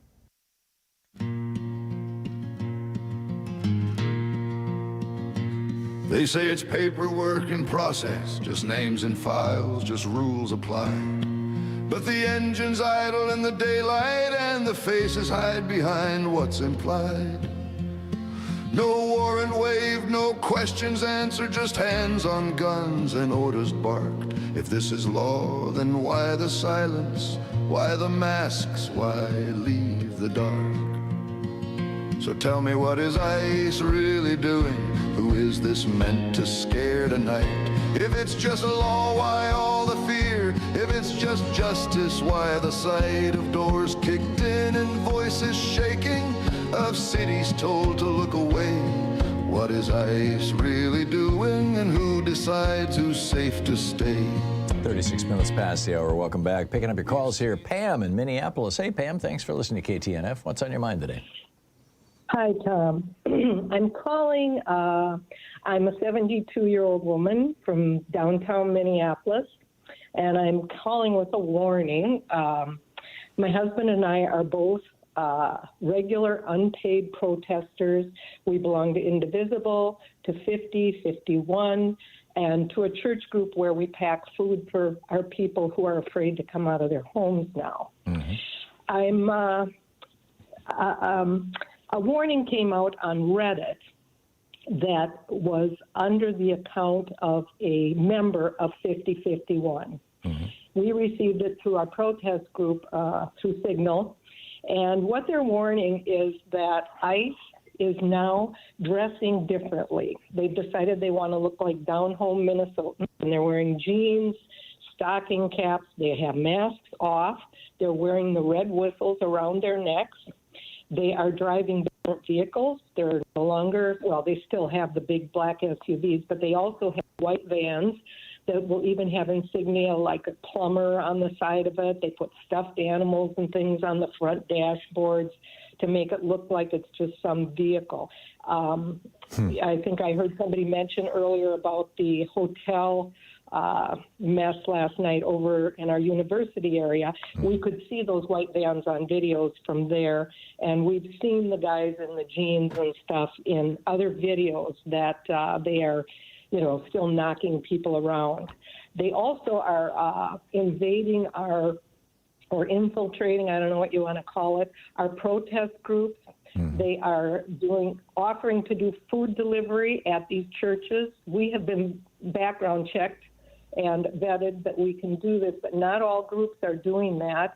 And they're infiltrating our rapid response, where we're told it's time to get out and go to such and such an area. Mm-hmm. And it's really, really a frightening thing. And I feel this is a message that needs to get out. I did talk to Stephanie Miller this morning, too, because, we People need to know what's safe. going on. Yeah.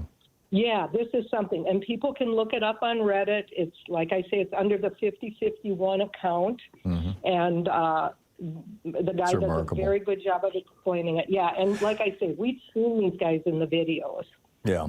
It sounds like this is a whole new level of sophistication. I mean, I remember in 1968 when I was in SDS at Michigan State University, and there was this one guy who was always yelling about how we had to go burn down the ROTC building, the Reserve Officer Training Corps. And nobody took him seriously. And we learned later when one of our members sued the Michigan State Police and got their Red Squad files that this guy was a cop. And, he was trying to incite us into violence. And, so we had been infiltrated, but we were pretty sure that we knew who he was. But it sounds like this is a much more concentrated, much more sophisticated, and probably much more effective effort at infiltration and deception. Absolutely. Yeah, it was just shocking when we saw this video on Reddit and suddenly realized, well, we saw this guy. He had on his blue jeans. He had a stocking cap on. He sort of was face covered, but not completely. And then he had like a regular old jacket on, not one of the beige ones they wear. And when he turned around, you could see under the jacket the little yellow insignia for ICE. And, they were just knocking people around and that. And the other thing I want to say and make a point of is, we have really, really good people here as far as our police chief, Brian O'Hara, Sheriff DeWanna Witt, Governor Walz, Mayor of Minneapolis, Fry, Mayor her of St. Paul and Keith Ellison, our Minnesota Attorney General, they are fighting hard for us. But people are becoming confused as to who the police are and who are ICE. You know, these ICE guys run around with the name police on their back, and it's causing a lot of when they're not police. They're not given law enforcement powers. They have the power to arrest people who are in this country illegally, but that's the limit of their portfolio. I mean, they are not authorized to do traffic stops or track down burglaries, or, I mean, they're not the police, but they are claiming people's windows. Yeah, And you know, the thing is, the other thing people do not seem to understand is that they keep wondering why Chief O'Hara and Sheriff Duana Witt are not arresting these ICE guys, and they can't do that. They don't have that authority. They're there to protect us. And now, like you mentioned, the National Guard is out there with their yellow fluorescent vests and trying to let everybody know they're good guys with their pizza and all that. And, you know, it's tough. It's unbelievable what's going on here. This is like something out of communist China. I mean, you know, this is just bizarre. My neighbor across the hall, they are East Indian. They've lived across. We watched their kids grow up. We live in a building downtown, and he made the comment. You know, they've been here 20 years. They have, you know, U.S. citizenship, as do their kids. And he made the comment, "I feel like I'm in Poland and I'm a Jew," from way back. Yep.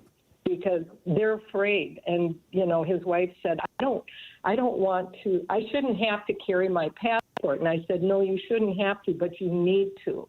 Yeah. Because even if us as protesters or any U.S. citizens, as a rule, that get picked up, you can just plan on 8 hours at the Bishop Henry Whipple Federal Building, locked up, and then you get out.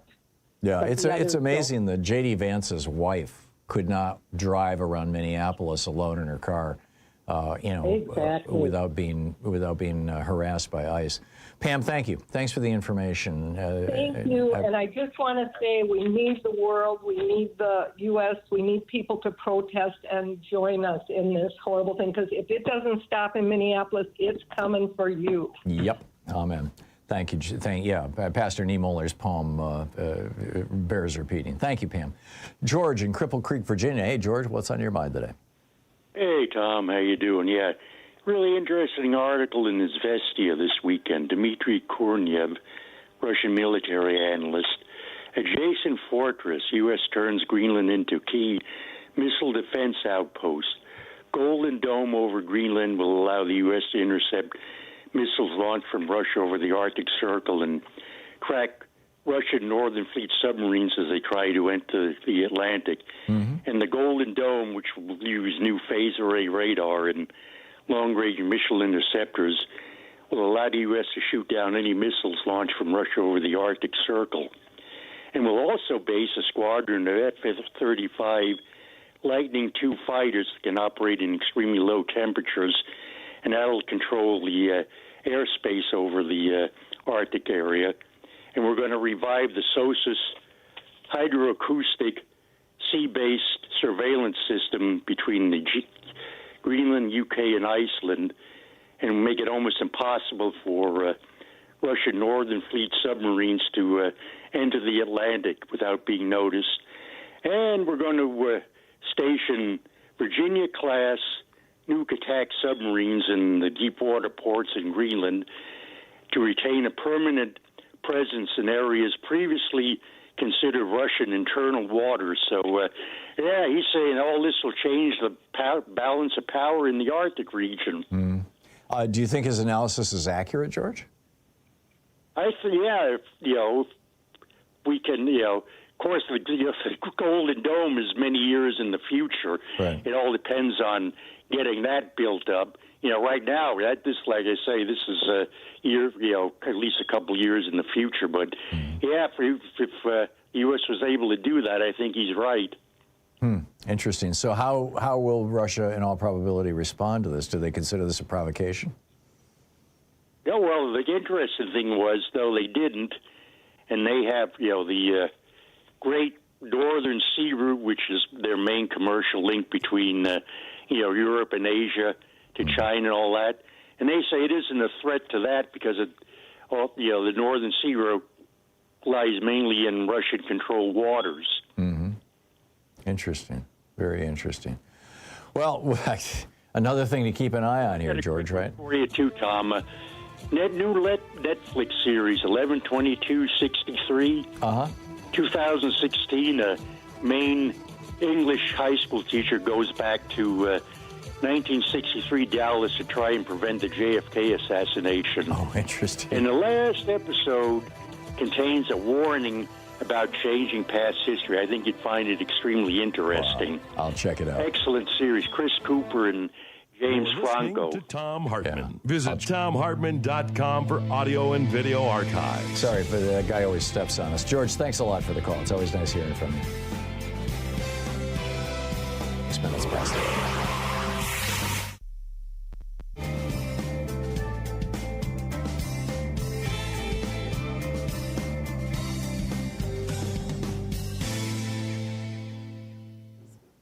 And welcome back. Dave in Federal Way, Washington. Hey, Dave, what's on your mind today?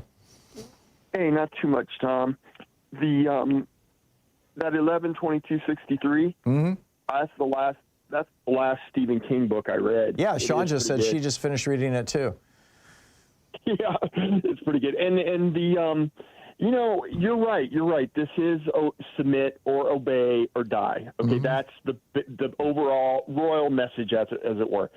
But Russia's using basically the same messaging, and they've made tremendous inroads with Trump and these Republicans, I think, based on this great nation paradigm. Great nations don't follow the law. Great nations make the law. Now, China's going a slightly different route. They're saying obey or die, or maybe obey and prosper. Okay, they're using the carrot and stick, which I think has got Trump and, frankly, the administration, the so-called deep state, the CIA. As a matter of fact, I don't see Trump doing anything new. I think these are all just old plans that the agencies are having. They're having their smorgasbord.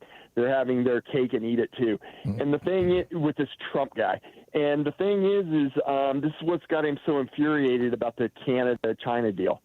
And let me put it this way. I can put it simply, Tom. Project for a New American Century? Yeah. With Trump, you can rename it Project for a New Awesome China. That's really what's going to end up happening here, in my opinion. So Trump is operating on behalf of China? Is that what you're arguing? No. Is this because China has given his daughter so many gifts?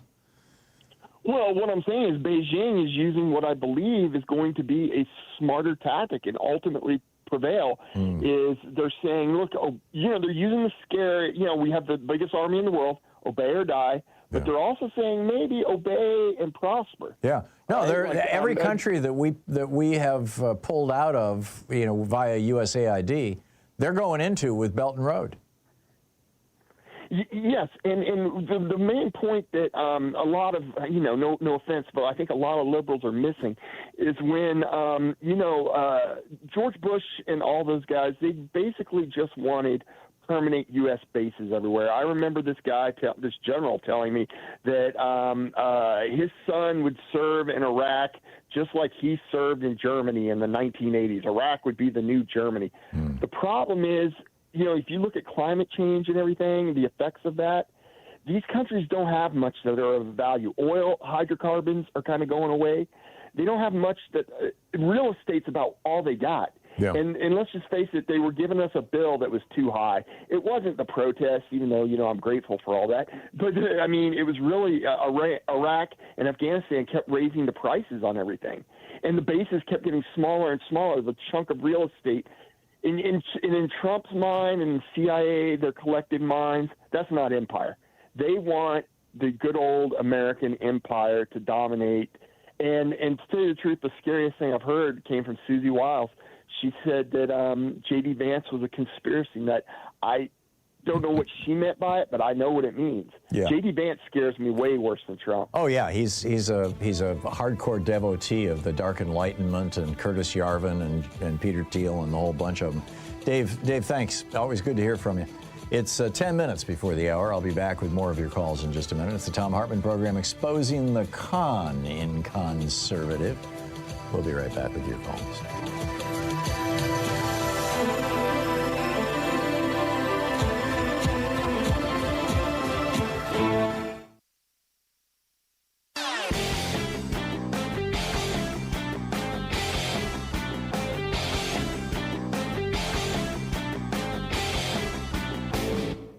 Hey, thanks so much for sharing our program and for reaching out to our stations and sponsors and letting them know that you're listening. It really means a lot to us. Human beings have a couple of unique characteristics. The first is that we can be very tender and loving and concerned and caring toward people we perceive as being our group, us. We can also be extraordinarily violent against people that we consider to be them, if we think of them or this other as a threat. Probably the classic example of this is Adolf Hitler convincing Germans that, Jews were a threat to them and good Germans going along with the Holocaust. Well, this othering is built into our DNA. This is, ancient stuff. And the Republican Party, since the time of Nixon, when he started, picking up the white racist vote after Democrats laid it down in the 60s, the Republicans have been using this to try to other minorities in America as a political strategy. And this is really deadly stuff. There's a whole op-ed about it over at HartmannReport.com. Is othering human nature's deadliest instinct? Check it out. I used to walk these streets unafraid. Welcome back. 52 minutes past the hour. Picking up your calls here. Marie in Atlanta, Georgia. Hey, Marie, what's up? Hey, Tom. Thanks for taking my call. Before I get into why I called, I do need to correct something. The letter that Pam Bondi sent to Minnesota regarding the presence of ICE and voting registration, blah, blah, blah. Nowhere in that letter, I read the entire thing. Nowhere in that letter does she promise essentially a quid pro quo. She never says, if you give me these things, I will take ICE away. Oh, really? And she doesn't really have the authority to do that. Oh, interesting. She doesn't control DHS. So I just want to correct that. Misread or misinterpreted that. I haven't read the entire letter. I just read the news reports about it, which were arguing that. So thank you for that, Marie. I appreciate the correction. That's okay. The news organizations were doing that, and that's why I said, wait a minute, I need to read So she's this just demanding these things. She's demanding the voting rolls, but she's not saying, if you give them to me, I'll back off. No, she says she's demanding the voting rolls. She's demanding information about their SNAP program, and she's demanding that there be cooperation with ICE. How do you cooperate with ICE and you're going to remove them? So I don't understand how the news organizations got that idea. Yeah. But I read it and it doesn't say that. Yeah. So I just want to Marie. say that. Thank you. No problem.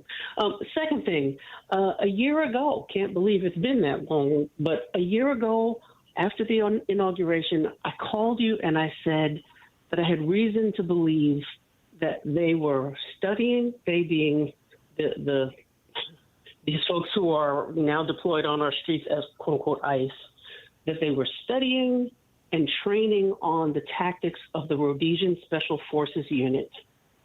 And I decided to find out what those tactics were. They are particularly brutal, and I'm seeing things that suggest to me that I was not wrong. I might not have been right, but This is apartheid Rhodesia, the tactics that were being used to enforce racial separation. Exactly. And so using these tactics, you said before that this is meant to get people used to seeing militarized presence on the streets, so that when it happens during the election, this will be something that they're not that they're familiar with. Yeah. I think it's more than that, though, Tom. I really believe that this is intended to create PTSD, so that there will be some people who are psychologically incapable of going to vote because of the anxiety that it will produce. That makes a lot of sense, Marie. Yeah, I mean, I'd like to be wrong about a lot of this. Well, this is what has happened in Hungary, in Turkey, in Russia. I mean, these autocrats, they crush any resistance movements, and the people associated with the resistance eventually just say, screw it. I'm just going to go back to working my job, raising my family, and I'm going to stay out of politics. And I'm not even going to vote. Exactly. But, you know, as a means of giving your audience hope, they wouldn't be fighting this hard if your vote didn't mean anything. You're right. You're right. And to me, that's empowering. Yeah. You know, if my $20 wasn't worth anything, nobody would want to take it out of my purse. Yep. Yeah. Excellent. Excellent point, Marie. You know, it is. It's so great having a smart lawyer call into the program and inform us of what's going on here.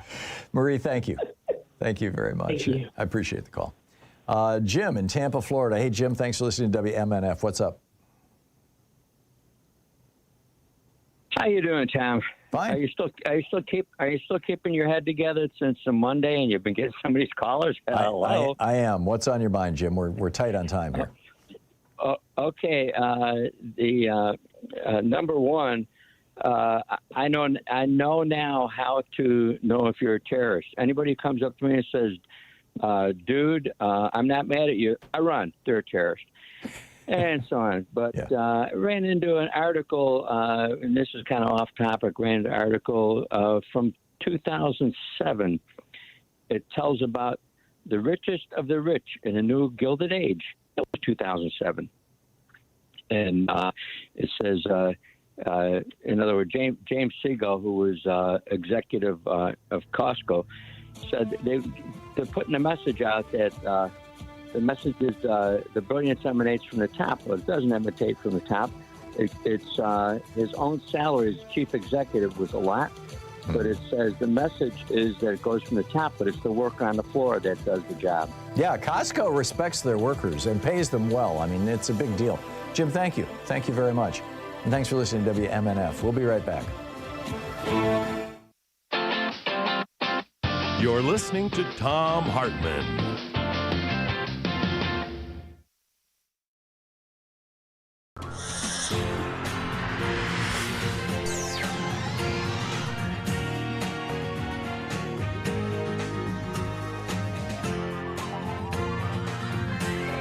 We say fight back!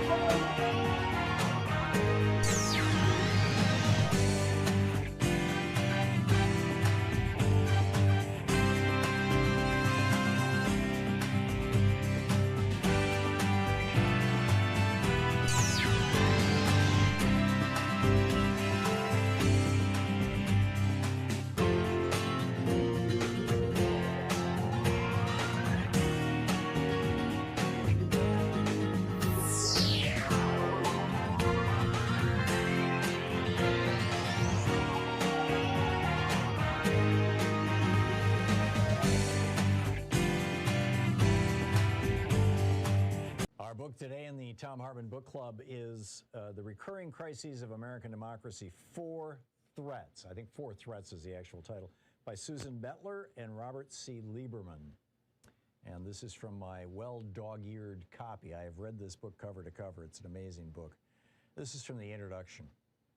When the president used his power to target immigrants, the press, and his political opponents, the sheer overreach of his actions shocked many citizens. Tensions among the nation's political leaders had been escalating for years. Embroiled in one intense conflict after another, both sides had grown increasingly distrustful of each other. Every action by one camp provoked a greater counter-reaction from the other, sometimes straining the limits of the Constitution. Fights and mob violence followed. Leaders of the dominant party grew convinced that their only hope for fixing the government was to do everything possible to weaken their opponents and silence dissent. The president signed into law provisions that made it more difficult for immigrants, who tended to support the opposition, to attain citizenship, and mandated the deportation of those who were deemed dangerous or who came from, quote, hostile, end quote, nations. He then put his pen to a law that would allow for the prosecution of those who openly criticized his administration, such as newspaper publishers. The year just described was not 2017 or 2018. Rather, it was 1798 when President John Adams signed the Alien and Sedition Act. His allies in Congress, the Federalists, argued that these measures were necessary in anticipation of a possible war with France to protect the country from internal spies, subversive elements, and dissent. The Federalists disapproved of immigrants, viewing them as a threat to the purity of our national character. They particularly disliked the Irish, the largest immigrant group, because they largely favored their political opponents, the Republicans, and sympathized with the French. Or as one Federalist congressman put it, there was no need to, quote, invite hordes of wild Irishmen, nor the turbulent and disorderly of all the world, to come here with a basic view to distract our tranquility, end quote. Critics of the new laws raised their voices in protest. The Republicans charged that they amounted to barefaced efforts to weaken their faction, which happened to include most Americans not of English heritage. Two leading Republicans, Thomas Jefferson and James Madison, went so far as to advise state governments to refuse to abide by the Sedition Act, resolving that it was unconstitutional. Political conflicts boiled over into everyday life. Federalists and Republicans often resided in different neighborhoods and attended different churches. Federalists, centered particularly in New England, prized their Anglo-American identity, and even after the Revolution, they retained their affinity for their mother country. Republicans saw themselves as cosmopolitan, cherishing Enlightenment ideals of liberty and equality, and they championed the French Revolution and held disdain for Britain. By 1794, partisans in urban communities were holding separate 4th of July ceremonies. Republicans read aloud the Declaration of Independence, penned by the founder of their party, Thomas Jefferson, as evidence that independence had been their own achievement, while the Federalists offered toasts to their leader, President George Washington. The Republicans viewed themselves as the party of the people. One prominent politician among them chided the Federalists for celebrating not, quote, we the people, but, quote, we the noble, chosen, privileged few, end quote. To many people at the time, the Alien and Sedition Acts bore an unsettling resemblance to the kind of government overreach that spurred them to fight a war for independence just a few decades earlier. The acts comprised 4 laws, 3 of which placed restrictions on immigrants and appeared to be a strategic attempt to shape the electorate by excluding potential voters for the opposition in order to tip the scales of power. The 4th, the Sedition Act, made it illegal to publish, quote, any false, scandalous, and malicious writing or writings against the government of the United States or either House of Congress of the United States with intent to defame or to bring them into contempt or disrepute, end quote. By denying freedom of speech and freedom of the press, it outlawed criticism of the government and deprived citizens of the opportunity to become more fully informed by hearing alternative points of view. The measures gave the president power to exert control over Americans' lives in ways removed from congressional authority and therefore less accountable to popular control. Some state governments outright refused to abide by the new federal law, intensifying divisions. And on the streets, mock violence, the burning of effigies, was swiftly transformed into the genuine article as politically motivated beatings and open brawls proliferated. In one case, on July 27, 1798, Federalists in New York marched up Broadway singing God Save the King just to antagonize the Republicans. The latter responded by singing French Revolutionary songs. Soon the singing contest gave way to violence as fighting ensued. Watching the growing chaos and divisions, Americans of all stripes worried that their experiment in self-government might not survive the decade. They feared that monarchy would reassert itself, aristocracy would replace representative government, or some states might secede from the Union, causing its demise. The early beginnings of democracy in the United States were fragile, even at a time when some of the Constitution's framers themselves held public office. The book, 4 Threats, by Mettler and Lieberman.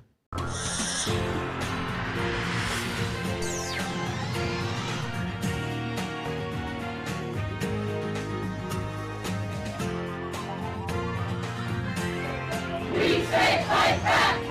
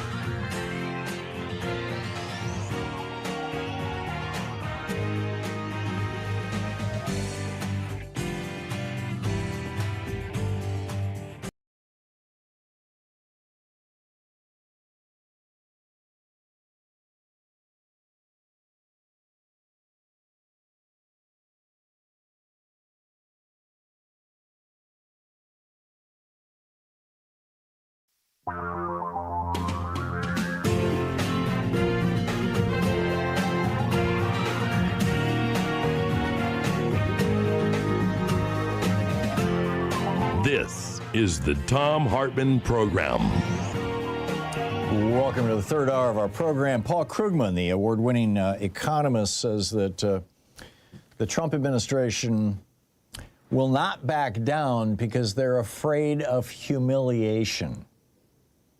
I think it's interesting. He's writing over at his Substack, Paul Krugman's Substack, and he says, why will the brutality continue? Because these people are malignant narcissists whose lives are all about displaying dominance. Now, this is the point that I made in my op-ed today, too, which is that, most of these ICE guys, most of these Customs and Border Patrol guys are basically beta men. They're submissive men who are in search of a male authority figure. This is common in the conservative movement. The majority, in fact, the research has been done on this. In fact, I hot linked to one of the studies on this that found that the more submissive a man is, the more likely he is to be a conservative. Because conservatives want hierarchy. They want strong daddy to tell them what to do. In fact, they desperately need strong daddy to tell them what to do. George Lakoff, the professor from the University of California at Berkeley, I believe, has pointed this out in multiple op-eds and in at least one of his books. I'm not sure if it's Don't Think About an Elephant or another one, but, and he points out that there's these two models of governance. One is the strict father model, which you see in fascist nations always. I mean, it's the classic model of a fascist nation. One country, one leader, one right, right. The one leader part of it is the key, right? All Heil Hitler, right? All hail the leader. And so that's the strict father model. That's what conservatives want. That's what these cucks at ICE want. And then there's the nurturing family model, which is what FDR brought to the United States. It's what Democrats have always advocated. It's what you see in most small d democratic nations, certainly the advanced democratic nations like, the Scandinavian nations, where their democracies are functioning very, very well, thank you very much. And the quality of life is very good. Nobody goes bankrupt because somebody gets sick. Anybody can go to college. Jobs pay well. People have a decent retirement. People are safe. And that nurturing family model is basically the essence of small d democracy. But these ICE guys, these pathetic men who call themselves conservatives and Republicans and police, that's not what they want. They want Big Daddy to tell them how to think. They want Big Daddy to tell them what to do. And when they kill somebody for Big Daddy, they want Big Daddy to stand up for them. So back to Paul Krugman. He says the sheer horror of what they've already done makes it impossible for them to change course, because climbing down after you've murdered people and lied about it would be humiliating, and humiliation is their greatest fear. And then he says, how is this going to affect the midterm elections, which is a really important question. He says the big question is what happens when the administration's determination to keep terrorizing the American people collides with public outrage. One safe prediction, Krugman says, is that Trump will try to subvert the November elections. In a clear example of a shakedown, Bondi has demanded that Governor Walz hand over the Minnesota voter rolls, which Maria just informed us about in the last segment. I had been saying that was an exchange for getting ICE out of Minnesota. Apparently, she never offered that exchange. She simply said, "You will give us the voter rolls." And of course, we all know why she wants them. They're gonna comb through them to look for people that they can argue are not voters. I mean, we saw this in 2000 in Florida, right? The polls were showing that Al Gore was going to win Florida. If Al Gore won Florida, he became president of the United States in 2000. The governor of Florida was Jeb Bush, George's brother. George was the governor of Texas. Jeb was the governor of Florida. They came from a dynastic, a very, very wealthy, very dynastic family. And George was running behind in Florida. So what did Jeb do, his brother? He had Katherine Harris get a list of all the felons in the prisons in Texas that George could give her. Now, more than half of the people in Texas prisons are either black or Hispanic. And black people and Hispanic people draw from a relatively small pool of names. A large percentage of American black people are named after former presidents. Washington is one of the most common names among black people, for example, Jackson. And a large number of Hispanic people, in fact, the vast majority of Hispanic people draw from one single language for their last names, the Spanish.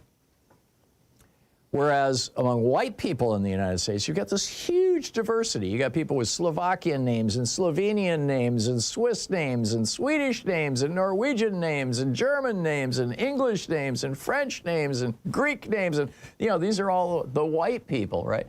So if you compare a list of the felons in Texas's prisons to the voting rolls in Florida, which is what Catherine Harris did. And she said, don't look at birthdays and don't look at middle initials, just first and last name. So you've got a guy in prison in Texas named, Manuel Ortega. And there's got to be at least 30 Manuel Ortegas in Florida, right? So you just kick them all off the voting rolls. You got a guy in prison in Texas, named Tyrone Washington. Well, there's probably a half a dozen Tyrone Washingtons in Florida. So you just knock them all off the voting rolls. So by doing this, by taking the Texas prison list and comparing it with the Florida voter roll list, what Jeb Bush was able to do is to take 80, 90,000 mostly Hispanic and mostly African-American people in Florida and just remove them from the voting rolls just a few weeks before the election. So 90,000 people showed up to vote and were told, sorry, you're no longer on the voting rolls. You've been purged. And that's how George W. Bush won the election for president in 2000. I mean, in addition to the Supreme Court saying we're not going to allow a recount to continue, to hell with the 10th Amendment and states' rights. I think the same thing is what's going on here. I think this is exactly what Pam Bondi is trying to do. And they're sharing this, with these right-wing groups like True the Vote that have a long history of basically, BSing us. So anyhow, he says one safe prediction is that Trump will try to subvert the November elections. In a clear example of a shakedown, Bondi has demanded that Governor Walz hand over the Minnesota voting rolls. He writes, the murder of Alex Preddy may be a tipping point. The moment at which skepticism about Trump's attacks on immigrants and those who protect them turns into horror and disgust. And that, I think, is the big question of our moment, of our day. And I put this to you, and I would love to hear your thoughts on this when we go to calls in a few minutes. And that is, do you think that the murder of Alex Preddy, which, for several days after Renee Good was killed, there was a debate about whether or not her car actually hit this cop. You've got the administration going, oh, he had an internal bleeding, which is what, kind of the definition of a bruise. He was not taken to the hospital. He did not go to the hospital. He's walking around the crime scene after he murdered her. He didn't seem injured at all. But, there was all this confusion, intentional confusion thrown out by the administration. They tried to do that again with Alex Preddy's murder. But the problem is that this time it didn't take a day or 2 or 3 days for all of the video to get out and for the media to say, hey, wait a minute. Because we'd seen this movie before. We saw this administration lie before to defend one of their murderous, rogue, masked secret police. And so immediately, all of the media, with the exception of Fox so-called News and the other right-wing sycophant billionaire-owned media who are sucking up to Trump, just outed these lies. I was amazed. Yesterday, I was 2 or 3 times during the day, I have both the New York Times and the Washington Post apps on my phone, and I subscribe to both. I canceled my Post subscription for a while, but I needed to get it back just because we use so much of their stuff on this program. And so I was looking at the front page of the New York Times online and the front page of the Washington Post online. And on the front page of the New York Times, they're explicitly saying in their headlines that the Trump administration is lying about the killing of Alex Preddy. The Washington Post never said that. They're using euphemisms. They're very careful that their headlines don't offend Donald Trump. Because, of course, the Washington Post is owned by Jeff Bezos, one of the richest men in the world, who desperately needs Donald Trump to, not hurt him with tariffs and to help his business interests and all these kind of things. So, there you go. Wild stuff. Meanwhile, something is happening in Minnesota. And this goes back to my question to you before. Do you think this is a turning point? Clearly, something is happening in Minnesota politics when one of the three leading Republican candidates for governor says to hell with all this stuff. I'll tell you about that after the break, and I'll pick up your calls. Stay with us. This is the Thom Hartmann Program. Speaking the truth, J.D. Vance and Donald Trump and Thom Hartmann and a whole bunch of them would really rather you didn't know. I'll be right back with you.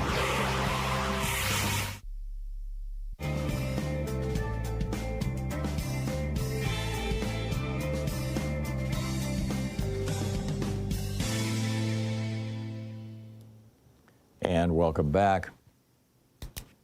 Let's pick up some calls here. Gar in Atlanta, Georgia. Hey, Gar, what's on your mind today? How you doing today, Tom? Good. What's up? Quickly, there's already an immigration bill because, we went from COVID-19 to ICE, which means cold, and mainly they claim they're in Minnesota because of immigration. But do you know President Johnson signed the immigration bill in 1965? Yeah, the Hart-Celler Act of 1965, October the 3rd. Yep. In front of the Statue of Liberty. How come nobody's talking about that? Well, and what was significant about that, Gar, was in 1924, when the first Immigration Act was passed in the United States, outside of the Chinese Exclusion Act of 1886, which was not comprehensive. It just focused on Chinese people. But the first actual, setting up a system for naturalization and all this kind of stuff, that was 1924. And what that law said was that the United States can only admit immigrants so long as the immigrants it is admitting are maintaining the current racial balance of the United States. And at that point in time, it was about 70% white people. So there were quotas, racial quotas, on people coming into the United States. The 1965 Act that you're referencing here, Gar, changed that and eliminated the racial quotas. And that's when black people from Africa, brown people from South America and Central America, Asian people from Asia, people who are not white started coming to the United States in substantial numbers. And that's when the whole freak out, this is when, the whole great replacement theory came along. I'm glad you brought that up, because in the 1920s, that's when the Ku Klux Klan was running rampant. I'm reading a book on the history of the Ku Klux Klan. It's a fever in the heartland, the Ku Klux Klan plot to take over America and the woman who stopped it. And there was a D.C. Stevens, who was the grand wizard of the Ku Klux Klan. It seemed like Trump has paralleled him. He beat up his wife. He beat up his women. He was beating up everybody, and he became very wealthy. Yeah. D.C. Stevens, the grand wizard of the Ku Klux Klan. And ICE, just the word ICE alone let you know they're cold-blooded, cold-hearted. Yeah. And you know who they killed? They murdered good. That's a sign in that. Right. ICE, cold-blooded murder. G-O-O-D, good. Right, and pretty. So that's what it let you know where they're at. They're killing good and pretty. Yeah. I realize it's pretty, but they are. They're cold-blooded. And what did Dr. King, his celebration was last week. And what did he say? America's one of the greatest purveyor of violence on earth. Yeah, it's true. And he caught a bullet in the head for saying that. Yep. Yeah, but Thank you. It's sadly true. No, Gar, this is a moment in American history that we can't ignore. This is one of those moments when history turns. The rest of the world is looking at us going, why is it that Trump is doing whatever Putin wants? Why is it that Trump is trying to turn America into a fascist state like Russia? And, a lot of them are, genuinely baffled, scratching their heads. Others are really, really worried, and legitimately so. Wild stuff going on here. 20 minutes past the hour. I'll be back with you in 1 minute. Stay with us.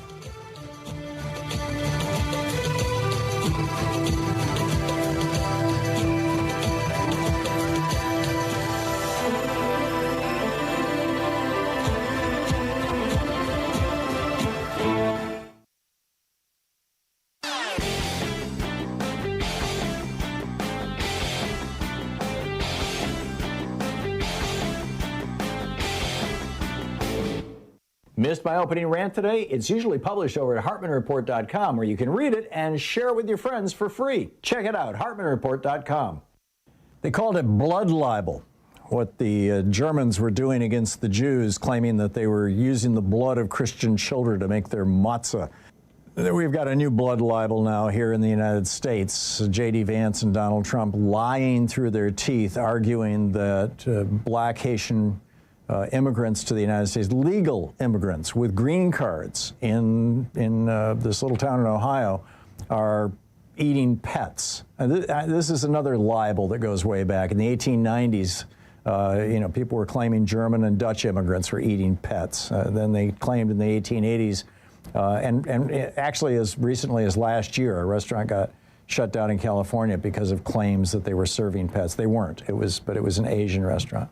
This is just evil stuff, these lies and spreading this kind of hate. And this is now the strategy that the Republicans are using. There's a whole article about it at HartmannReport.com, Hate as a Political Weapon. Check it out.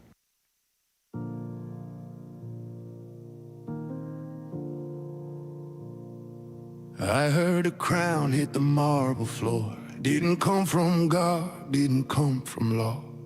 Came wrapped in peace with a price tag high. Signed in gold while the truth walked by. They said it started with a ceasefire pin, but it didn't stop there. It never does, my friend.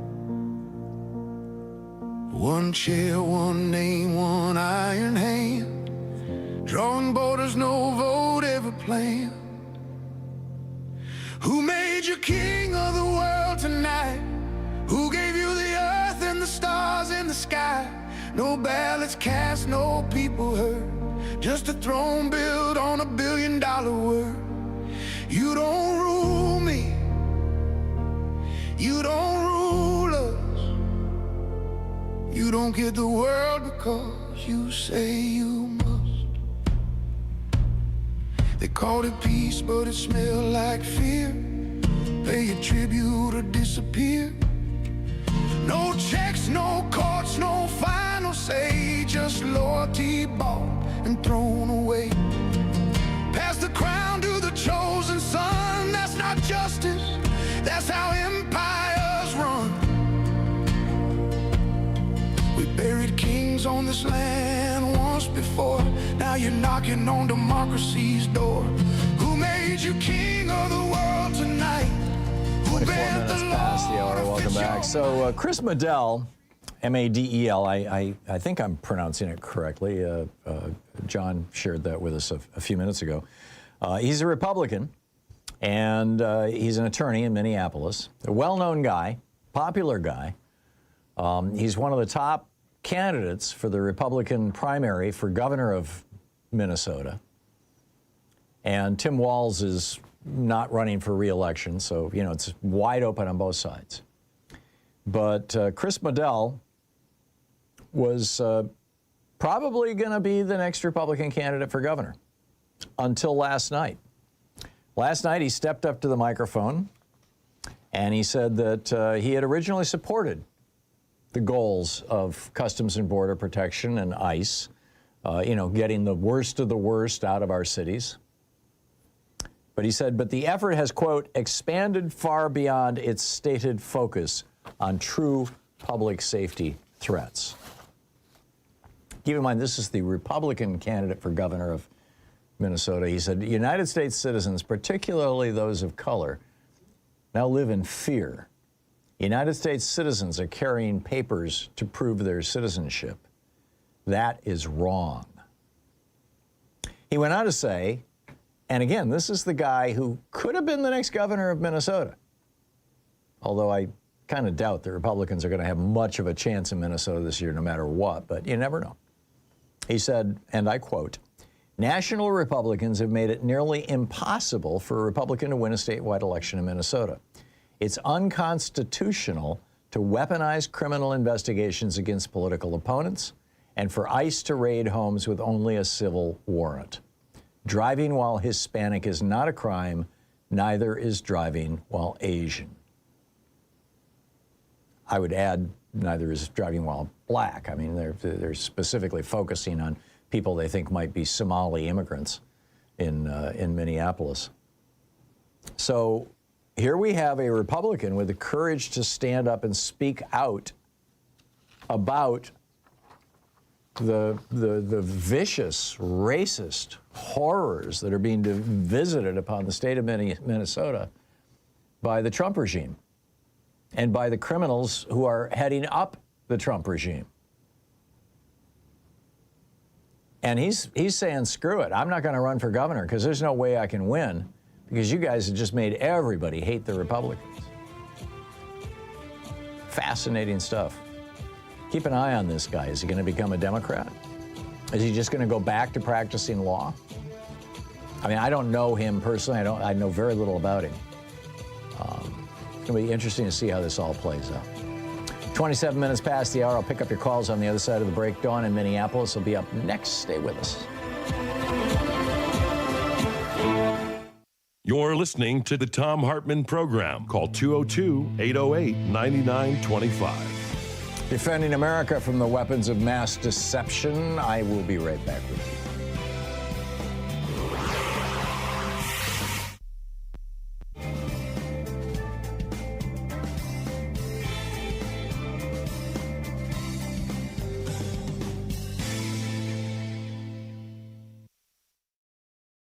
Our book club book for today is Talk Radio's America by Brian Rosenwald, subtitled How an Industry Took Over a Political Party That Then Took Over the United States. This is from the introduction.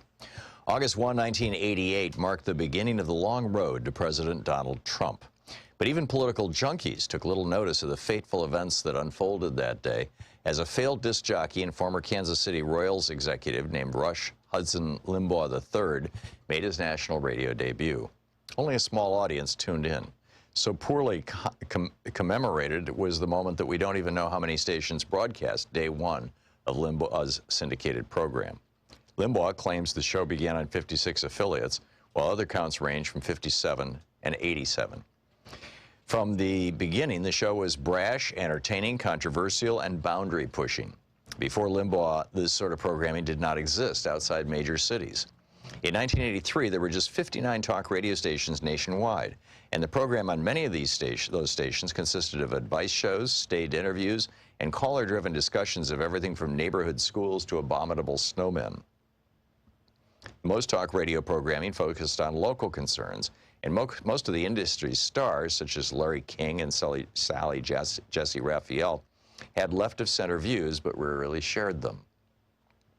At the time of Limbaugh's national debut, talk radio had negligible political impact.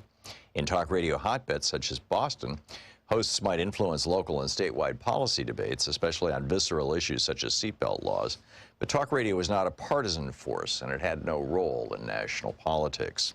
In fact, the wall-to-wall conservative political talk stations that dominate the AM airwaves today were impossible until 1987, thanks to a regulation called the Fairness Doctrine.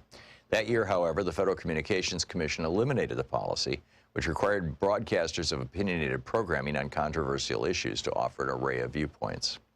In this more permissive environment, Limbaugh would go on to revolutionize the radio business. In doing so, he helped unintentionally to spawn a major new political player. Within a decade, the broadcast format he inaugurated aired on more than 1,000 stations and kept millions company as they commuted, worked, and shouted back at their radios. It took just a few years before conservative talk radio began to influence national politics and public policy. That influence only grew throughout the decades as the business changed.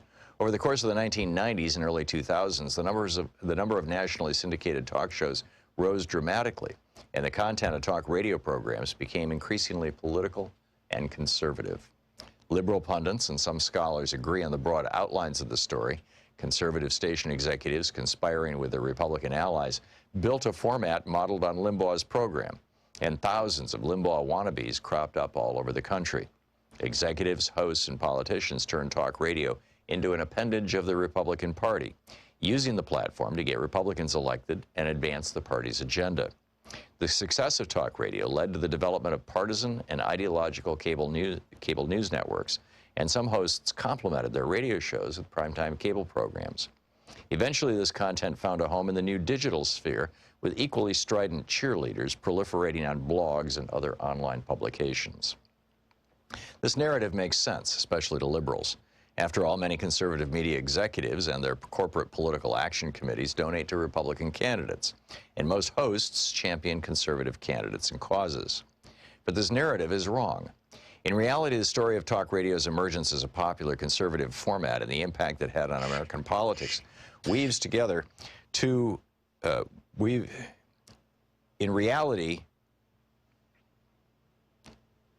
But this narrative is wrong. In reality, the story of talk radio's emergence as a popular conservative format and the impact it had on American politics weaves together two distinct, complex tales. Neither has anything to do with the conspiracy to create a media servant of the Republican Party. The first describes how talk radio spread across America, in the process saving AM radio from financial ruin. Limbaugh had no intention of affecting elections or legislation, and no inkling that he could. Nor did any of his early successors. The executives who gave these hosts a chance also had no interest in political outcomes.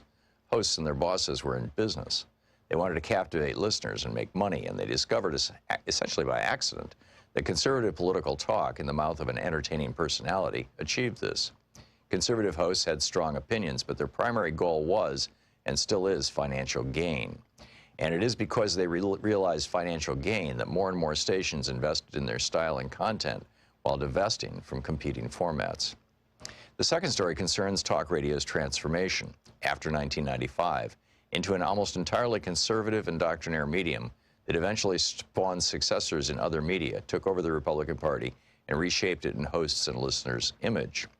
Limbaugh was a great innovator, but he didn't change American media and politics all at once or on his own.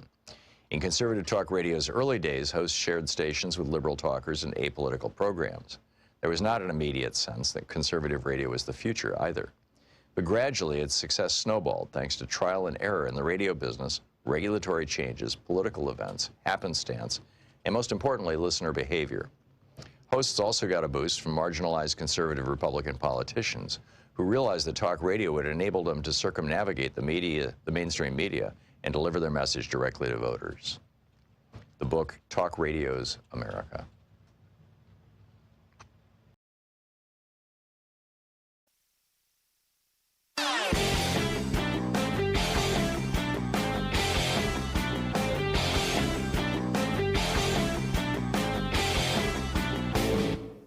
Help support progressive radio. If you're listening to us on a commercial station, call their advertisers and let them know you're listening. If you're listening to us on Pacifica, or one of our many nonprofit stations, please support them when they do their fundraising drives. Thanks for supporting progressive talk radio, and tag you're it.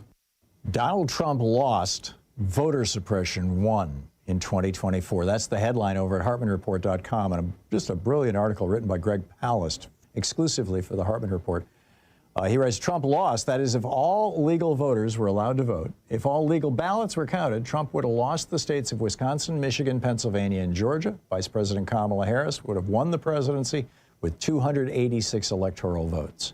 And if not for the mass purge of voters of color, if not for the mass disqualification of provisional and mail-in ballots, if not for the new mass vigilante challenges in swing states, Harris would have gained at least another 3.5 million votes, topping Trump's popular vote tally by 1.2 million. Greg brings us the numbers. He lays it out. You can read it over at HartmannReport.com, absolutely free. It's titled Trump Lost, Vote Suppression Won at HartmannReport.com. Check it out.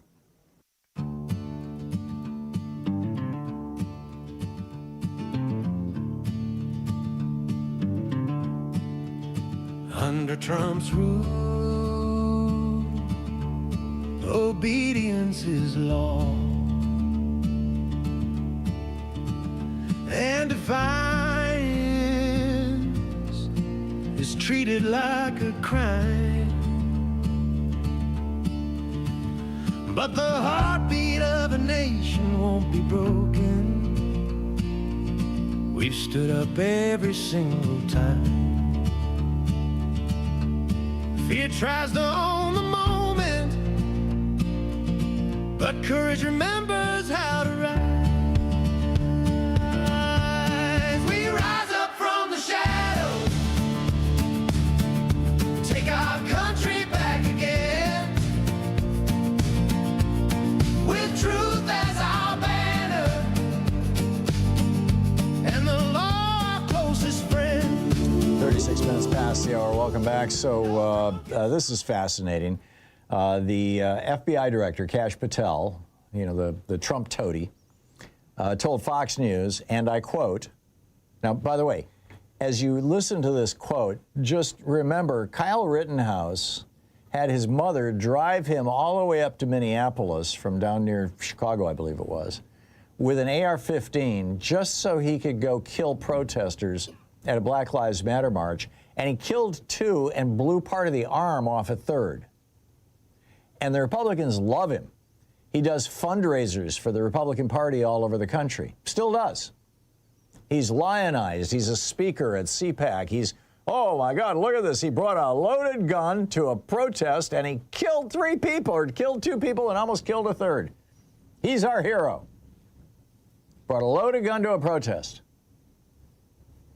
So, here's what Kash Patel said yesterday on Fox News, Fox so-called news. He said, and I quote, "You cannot bring a firearm loaded with multiple magazines to any sort of protest you want. It's that simple." Which provoked the head of the senior vice president for legal studies at the Cato Institute, Clark Neely, Cato Institute, formerly the Charles Koch Foundation, to issue this statement, quote, "There is no blanket prohibition or longstanding tradition against bringing otherwise lawfully owned and carried firearms to a protest, parade, demonstration, or other public event. To the contrary, the default practice or tradition is that someone who is lawfully carrying a firearm may bring it to public gatherings, including protests and demonstrations." You think? See, we're at a time of decision. This is one of those moments in American history. Governor Tim Walz called it out yesterday in Minneapolis. Here's what he had to say. To Americans who are watching this right now, and I don't know, maybe you're watching it with curiosity, bewilderment, horror, scorn, or sympathy. I've got a question for all of you. What side do you want to be on? The side of an all-powerful federal government that can kill, injure, menace, and kidnap its citizens off the streets? Or on the side of a nurse at the VA hospital who died bearing witness to such government? Or the side of a mother whose last words were, "I'm not mad at you"? The side of tens of thousands of peaceful citizens who showed up to march when the wind chill was 40 below because they love this state and they love this country. You're allowed to decide at any point that you're not with this anymore.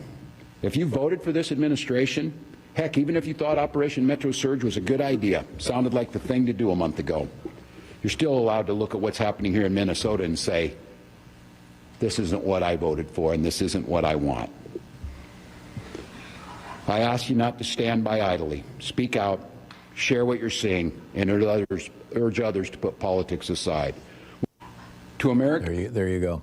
And so the Trump administration's response is they're going to take this guy who was caught by the FBI on film taking a $50,000 bribe, $50,000 in cash in a burger joint bag, in exchange for him getting a contract for a company if he ever became the head of ICE or Customs and Border Patrol or whatever, Department of Homeland Security.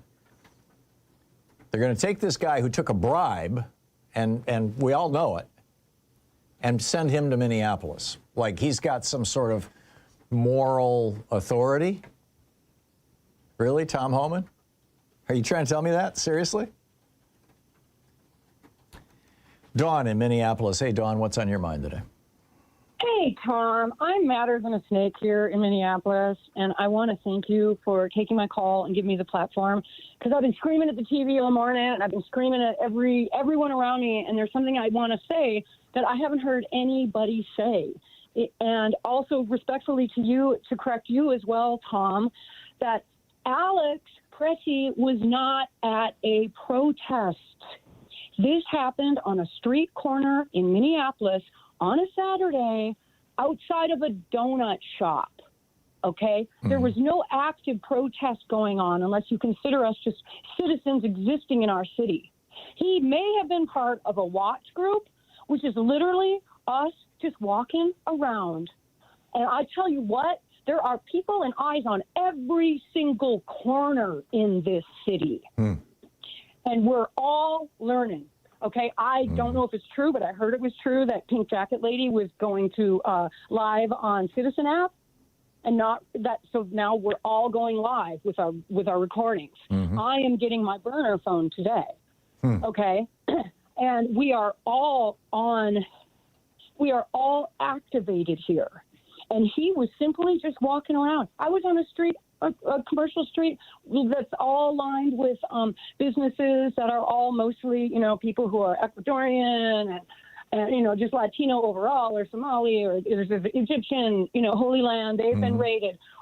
Just all these restaurants up and down the street. That could have happened in front of me on Saturday. I was just out there with my cell phone, drinking my coffee. Okay, and I'm going to tell you why this is a turning point in every single thing. That gun in his pocket is the fulcrum for the beginning of the end. And the reason is because they have backed themselves into such a corner with this narrative about that gun in his pocket. And I tell you what, they started this whole thing by saying Minneapolis is a hellscape. It's dangerous. It's overrun with Somali gangs and the worst of the worst and rapists and murderers. Okay, then wouldn't you have your gun in your pocket? All you 2A people, I tell you all, you come to Minneapolis, I bet you're going to bring your gun with you. Okay? And this is a hunting state. I bet half the people on the streets have guns at this point. My friend just yesterday, she was going to get her, she's also a nurse, going to get her permit. I know people who are Reiki masters in the city that have guns. Okay? And they have backed themselves into a corner, and this lie is going to spark. And I've said from the beginning, it's not us that's going to take them down. It's going to be his own people, because not everyone who voted for him is stupid. Yeah. And when they realize that they've been lied to, he's lying about this. And the guns, the guns are the most hot button in this country. It didn't matter. Yes, it's important that he's white. That was their message to us. You white people aren't safe. The women's was Nicole Good. You women especially lesbian women, we used to burn people like you at the stake. That wasn't enough. That was a message to us to say we're not safe. Now that gun changes everything, and that's all I wanted to say, Tom. Yeah, well, you said it very well, Dawn. Hang on just a second, though, before you hang up. I'd like to read to you an email that was sent to, it was posted on Facebook by a guy named Frank Bennett, and it's a letter from his son who's in Minneapolis, okay? And his son writes, and I'd like you to reality check this for me. He writes, what is impossible to convey is that it is so much worse here in Minneapolis than what you see via social media. The media simply can't tell the story of the hundreds of unmarked SUVs rolling around the metro on a daily basis, beating and kidnapping women, children, elderly, and citizens alike. Every day, a dozen or more cars are left idling with doors open and smashed windows in sub-zero temperatures. Flashbangs are routinely being thrown into homes where no warrant exists, oftentimes traumatizing families inside. Parents now instinctively know to shout the names of their children in school while being disappeared, hoping a bystander will go to that school to make sure the child isn't left unattended for days at a time, not knowing where their parents went. Chemical weapons are being used on peaceful bystanders to the point where we don't even report it anymore. The same with automatic weapons being unholstered and pointed between the eyeballs of U.S. citizens. Schools with high immigrant populations have mostly closed, and children of color in predominantly white districts don't come to school anymore. where school is taking place, parents are forming human chains of pickup and drop-off, both to look for ICE activity and subsequently to ensure that they are taken due to obstructing federal officers instead of the children. And then it goes on to the first death in ICE custody, et cetera. Is that all accurate? It's all true. Yeah, all of those things are true. And if you were to come here and just, it's really kind of the luck of the draw. You know, they're just roaming around. Like I said, I was out on Saturday, and that could have absolutely happened in front of me, but it happened down in South Minneapolis, certain streets which seemed to be, you know, more of their focus. My husband teaches for the Minnesota Institute for Remote Learning, and they've like doubled their student body. You know, because people are afraid to go out in person. People are afraid to go out, but I tell you what, a lot of us aren't. And so that's one thing. They picked the wrong city. I knew they were coming for us, and we learned a lot in 2020, and we're not going to take the bait. Yeah. And they can try, but I'm telling you, the gun is the fulcrum for the change, and this is going to be what takes them down. Mark my words. I believe in divine destiny, and I really believe that about Alex. From your lips to God's ears, Dawn. I sure hope you're right. Thank you so much for the call. I hope I'm right, too. I'm an optimist. I try to be. There you go. Okay, thanks, Dawn. Good talking to you. It's 46 minutes past the hour. We'll be right back. You're listening to Thom Hartmann. Visit ThomHartmann.com for audio and video archives. It's Talk Media for the sane among us. Yes, we're still here, we're still sane, and we'll be right back with you.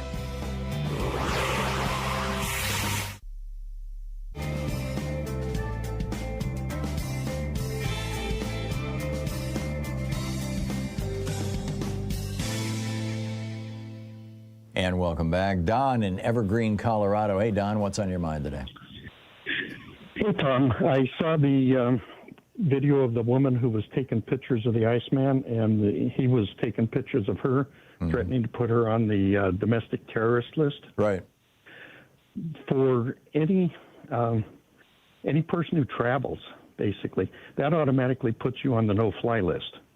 So as a professional pilot or any flight crew member, that's a career ender. Any person who has to travel for business, that's a career ender. So for anybody who wants to travel on vacation, they're going to have to drive. No, I get that, Don. How do you know that having ICE film you puts you on the no-fly list? Well, they were threatening that, and they've been using facial recognition to identify people, and they say they're putting them on the domestic terrorist list. Right, but they're putting them on ICE's domestic terrorist list, not necessarily the Department of Transportation's. Well, I mean, I'm assuming you're making a leap here, that you're making an inference rather than making a statement of fact. Is that correct? Well, I'm pretty sure that if you're on a domestic terrorist list, you're going to wind up on the no-fly list very quickly. Yeah. Okay. You know, it makes sense to me, Don. I hope it's very much not the case, but if it is the case, I'm guessing we'll find out fairly quickly. Don, thanks a lot for the call. It's great to hear from you. Bobby in La Puente, California. Hey, Bobby, what's on your mind today? First of all, Happy New Year to you, Luis, and the Teamsters. Thank you. Back to you and Vivian. Thank you. Yeah, the reason I called, it triggered me with that when you were in Africa, you had an AK pulled in your face? Yeah, I did. Yeah. I've had AK-47s in my face at least 3 times now in my life. Well, I've had that experience by the sheriffs here. But what's going out there is insanity. It triggers me because I grew up in a racist town. Okay, fascism, I know through violence and fear. I grew up in it. I was trained in it. I was telling Mateo, my dad. So I had a early understanding of it. And killing citizens, you know what I mean? In my neighborhood, they shot a teenager, 17 years old. So it's nothing new. Yeah. Except it's on steroids. Everybody's free game. Self will run riot with these goons. You know, I mentioned one time in the 12-step program, all right? And I look over, ex-sheriff with a big swastika. So it hasn't changed. Yeah. In the 1970 riots, East LA riots, Laguna, they murdered a journalist, Ruben Salazar, reporting on police brutality. I don't know if you knew that. I did.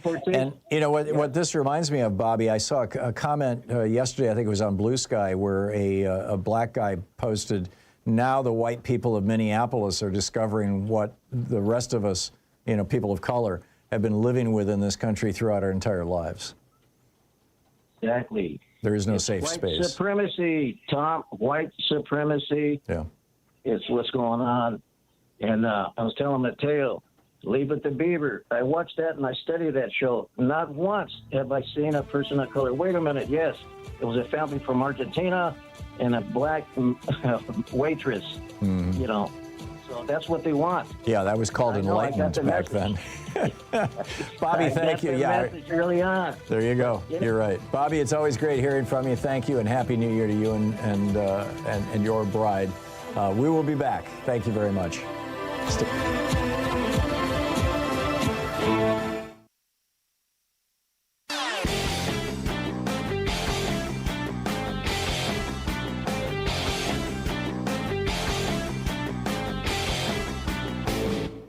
Hey, thanks so much for sharing our program and for reaching out to our stations and sponsors and letting them know that you're listening. It really means a lot to us. Did you know that the ancient Roman Republic, you know, which for 480 years was actually a democratic republic before Julius Caesar kind of ended the democracy phase and replaced it with the autocracy phase, that they were brought down by a very small group of very rich people. The richest man in ancient Rome was Marcus Licinius Crassus. He was the richest guy, the billionaire of Rome. And he frankly hated the Roman free bread for all welfare system. It was being paid for with his tax dollars, after all. So him and Pompey the Great and a few other rich guys got together, and they basically crashed Rome. They turned it into an oligarchy and then into a tyranny. And the parallels to what Trump is doing right now are absolutely shocking. There's an article about it over at HartmannReport.com titled American Caesar, Trump's Path to Power Mirrors Rome's Darkest Days. Check it out.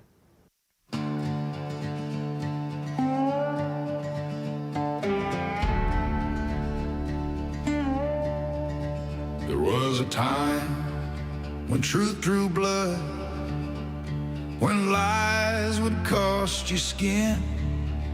Now money talks, courts look away, and sin just cashes in. Welcome back. 53 minutes past the hour. Yeah, Citizens United has done that to us. It's true. Sandy in Nelma, Wisconsin. Hey, Sandy, what's up? Hi, Tom. There was a lady on earlier. She spoke about Reddit and the protest that's going to happen in February, February 4th. I think it would do a world of good if everybody had the same protest sign against Donald Trump, that he is the enemy within. That's what, if we all carried that same sign, his orange face would be red as heck. Yeah, there you go. It's unfortunate that, you know, if you say Manchurian candidate, mostly only people over 50 know what you're talking about. But that's what he is, in my opinion. And this guy was installed here by Russian intelligence to screw our country and to end democracy all around the world, and he's doing it. Yes. But, yes, and to your friend Tom, the Republican, he better open up his eyes. Yeah. God gave him eyes to see and ears to hear. Well, he's made it very clear that he's all about the money, and Trump gave him a tax break. He makes a lot of money. Trump gave him a tax break, and so that's all he cares about. He doesn't care about democracy. Sandy, thanks a lot for the call. I got to move along. Thank you. Chantel in Chesterfield, Missouri. Hey, Chantel, what's on your mind today? Hi. Good afternoon, Tom. Hey. So this is what I want to say. Desensitizing. You know, first it started with black. You know, you see the murders of the black people on television. So what's happening is they're trying to desensitize the people, but that wasn't the comment that I called about. We need to talk solutions and the steps. You know, where are the leaders that are supposed to be upholding the Constitution? You know, we elected them, you know, to uphold the Constitution, but yet they allow Trump to make these laws, and they're enforcing it as if it's been passed.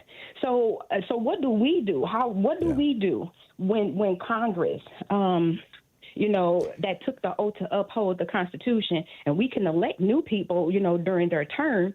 But what is electing new people if it's a 50-50 chance of them not upholding the Constitution like the ones that are already in the office? Yeah, no, I totally get it, Chantel, and I agree with your analysis and your question.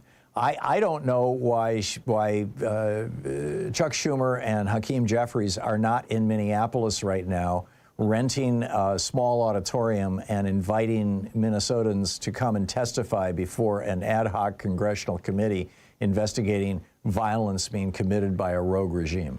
I don't know why they're not doing that.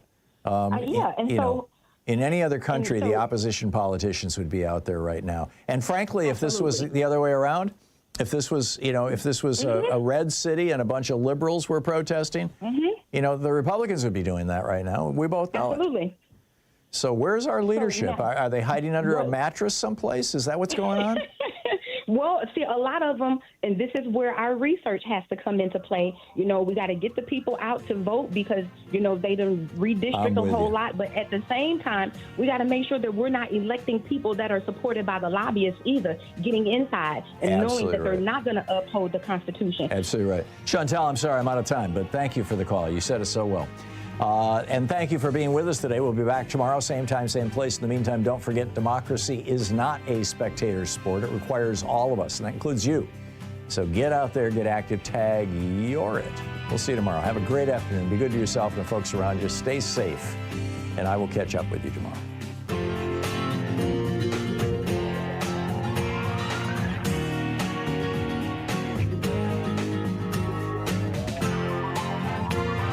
You've been listening to Thom Hartmann. For audio and video archives, visit thomhartmann.com.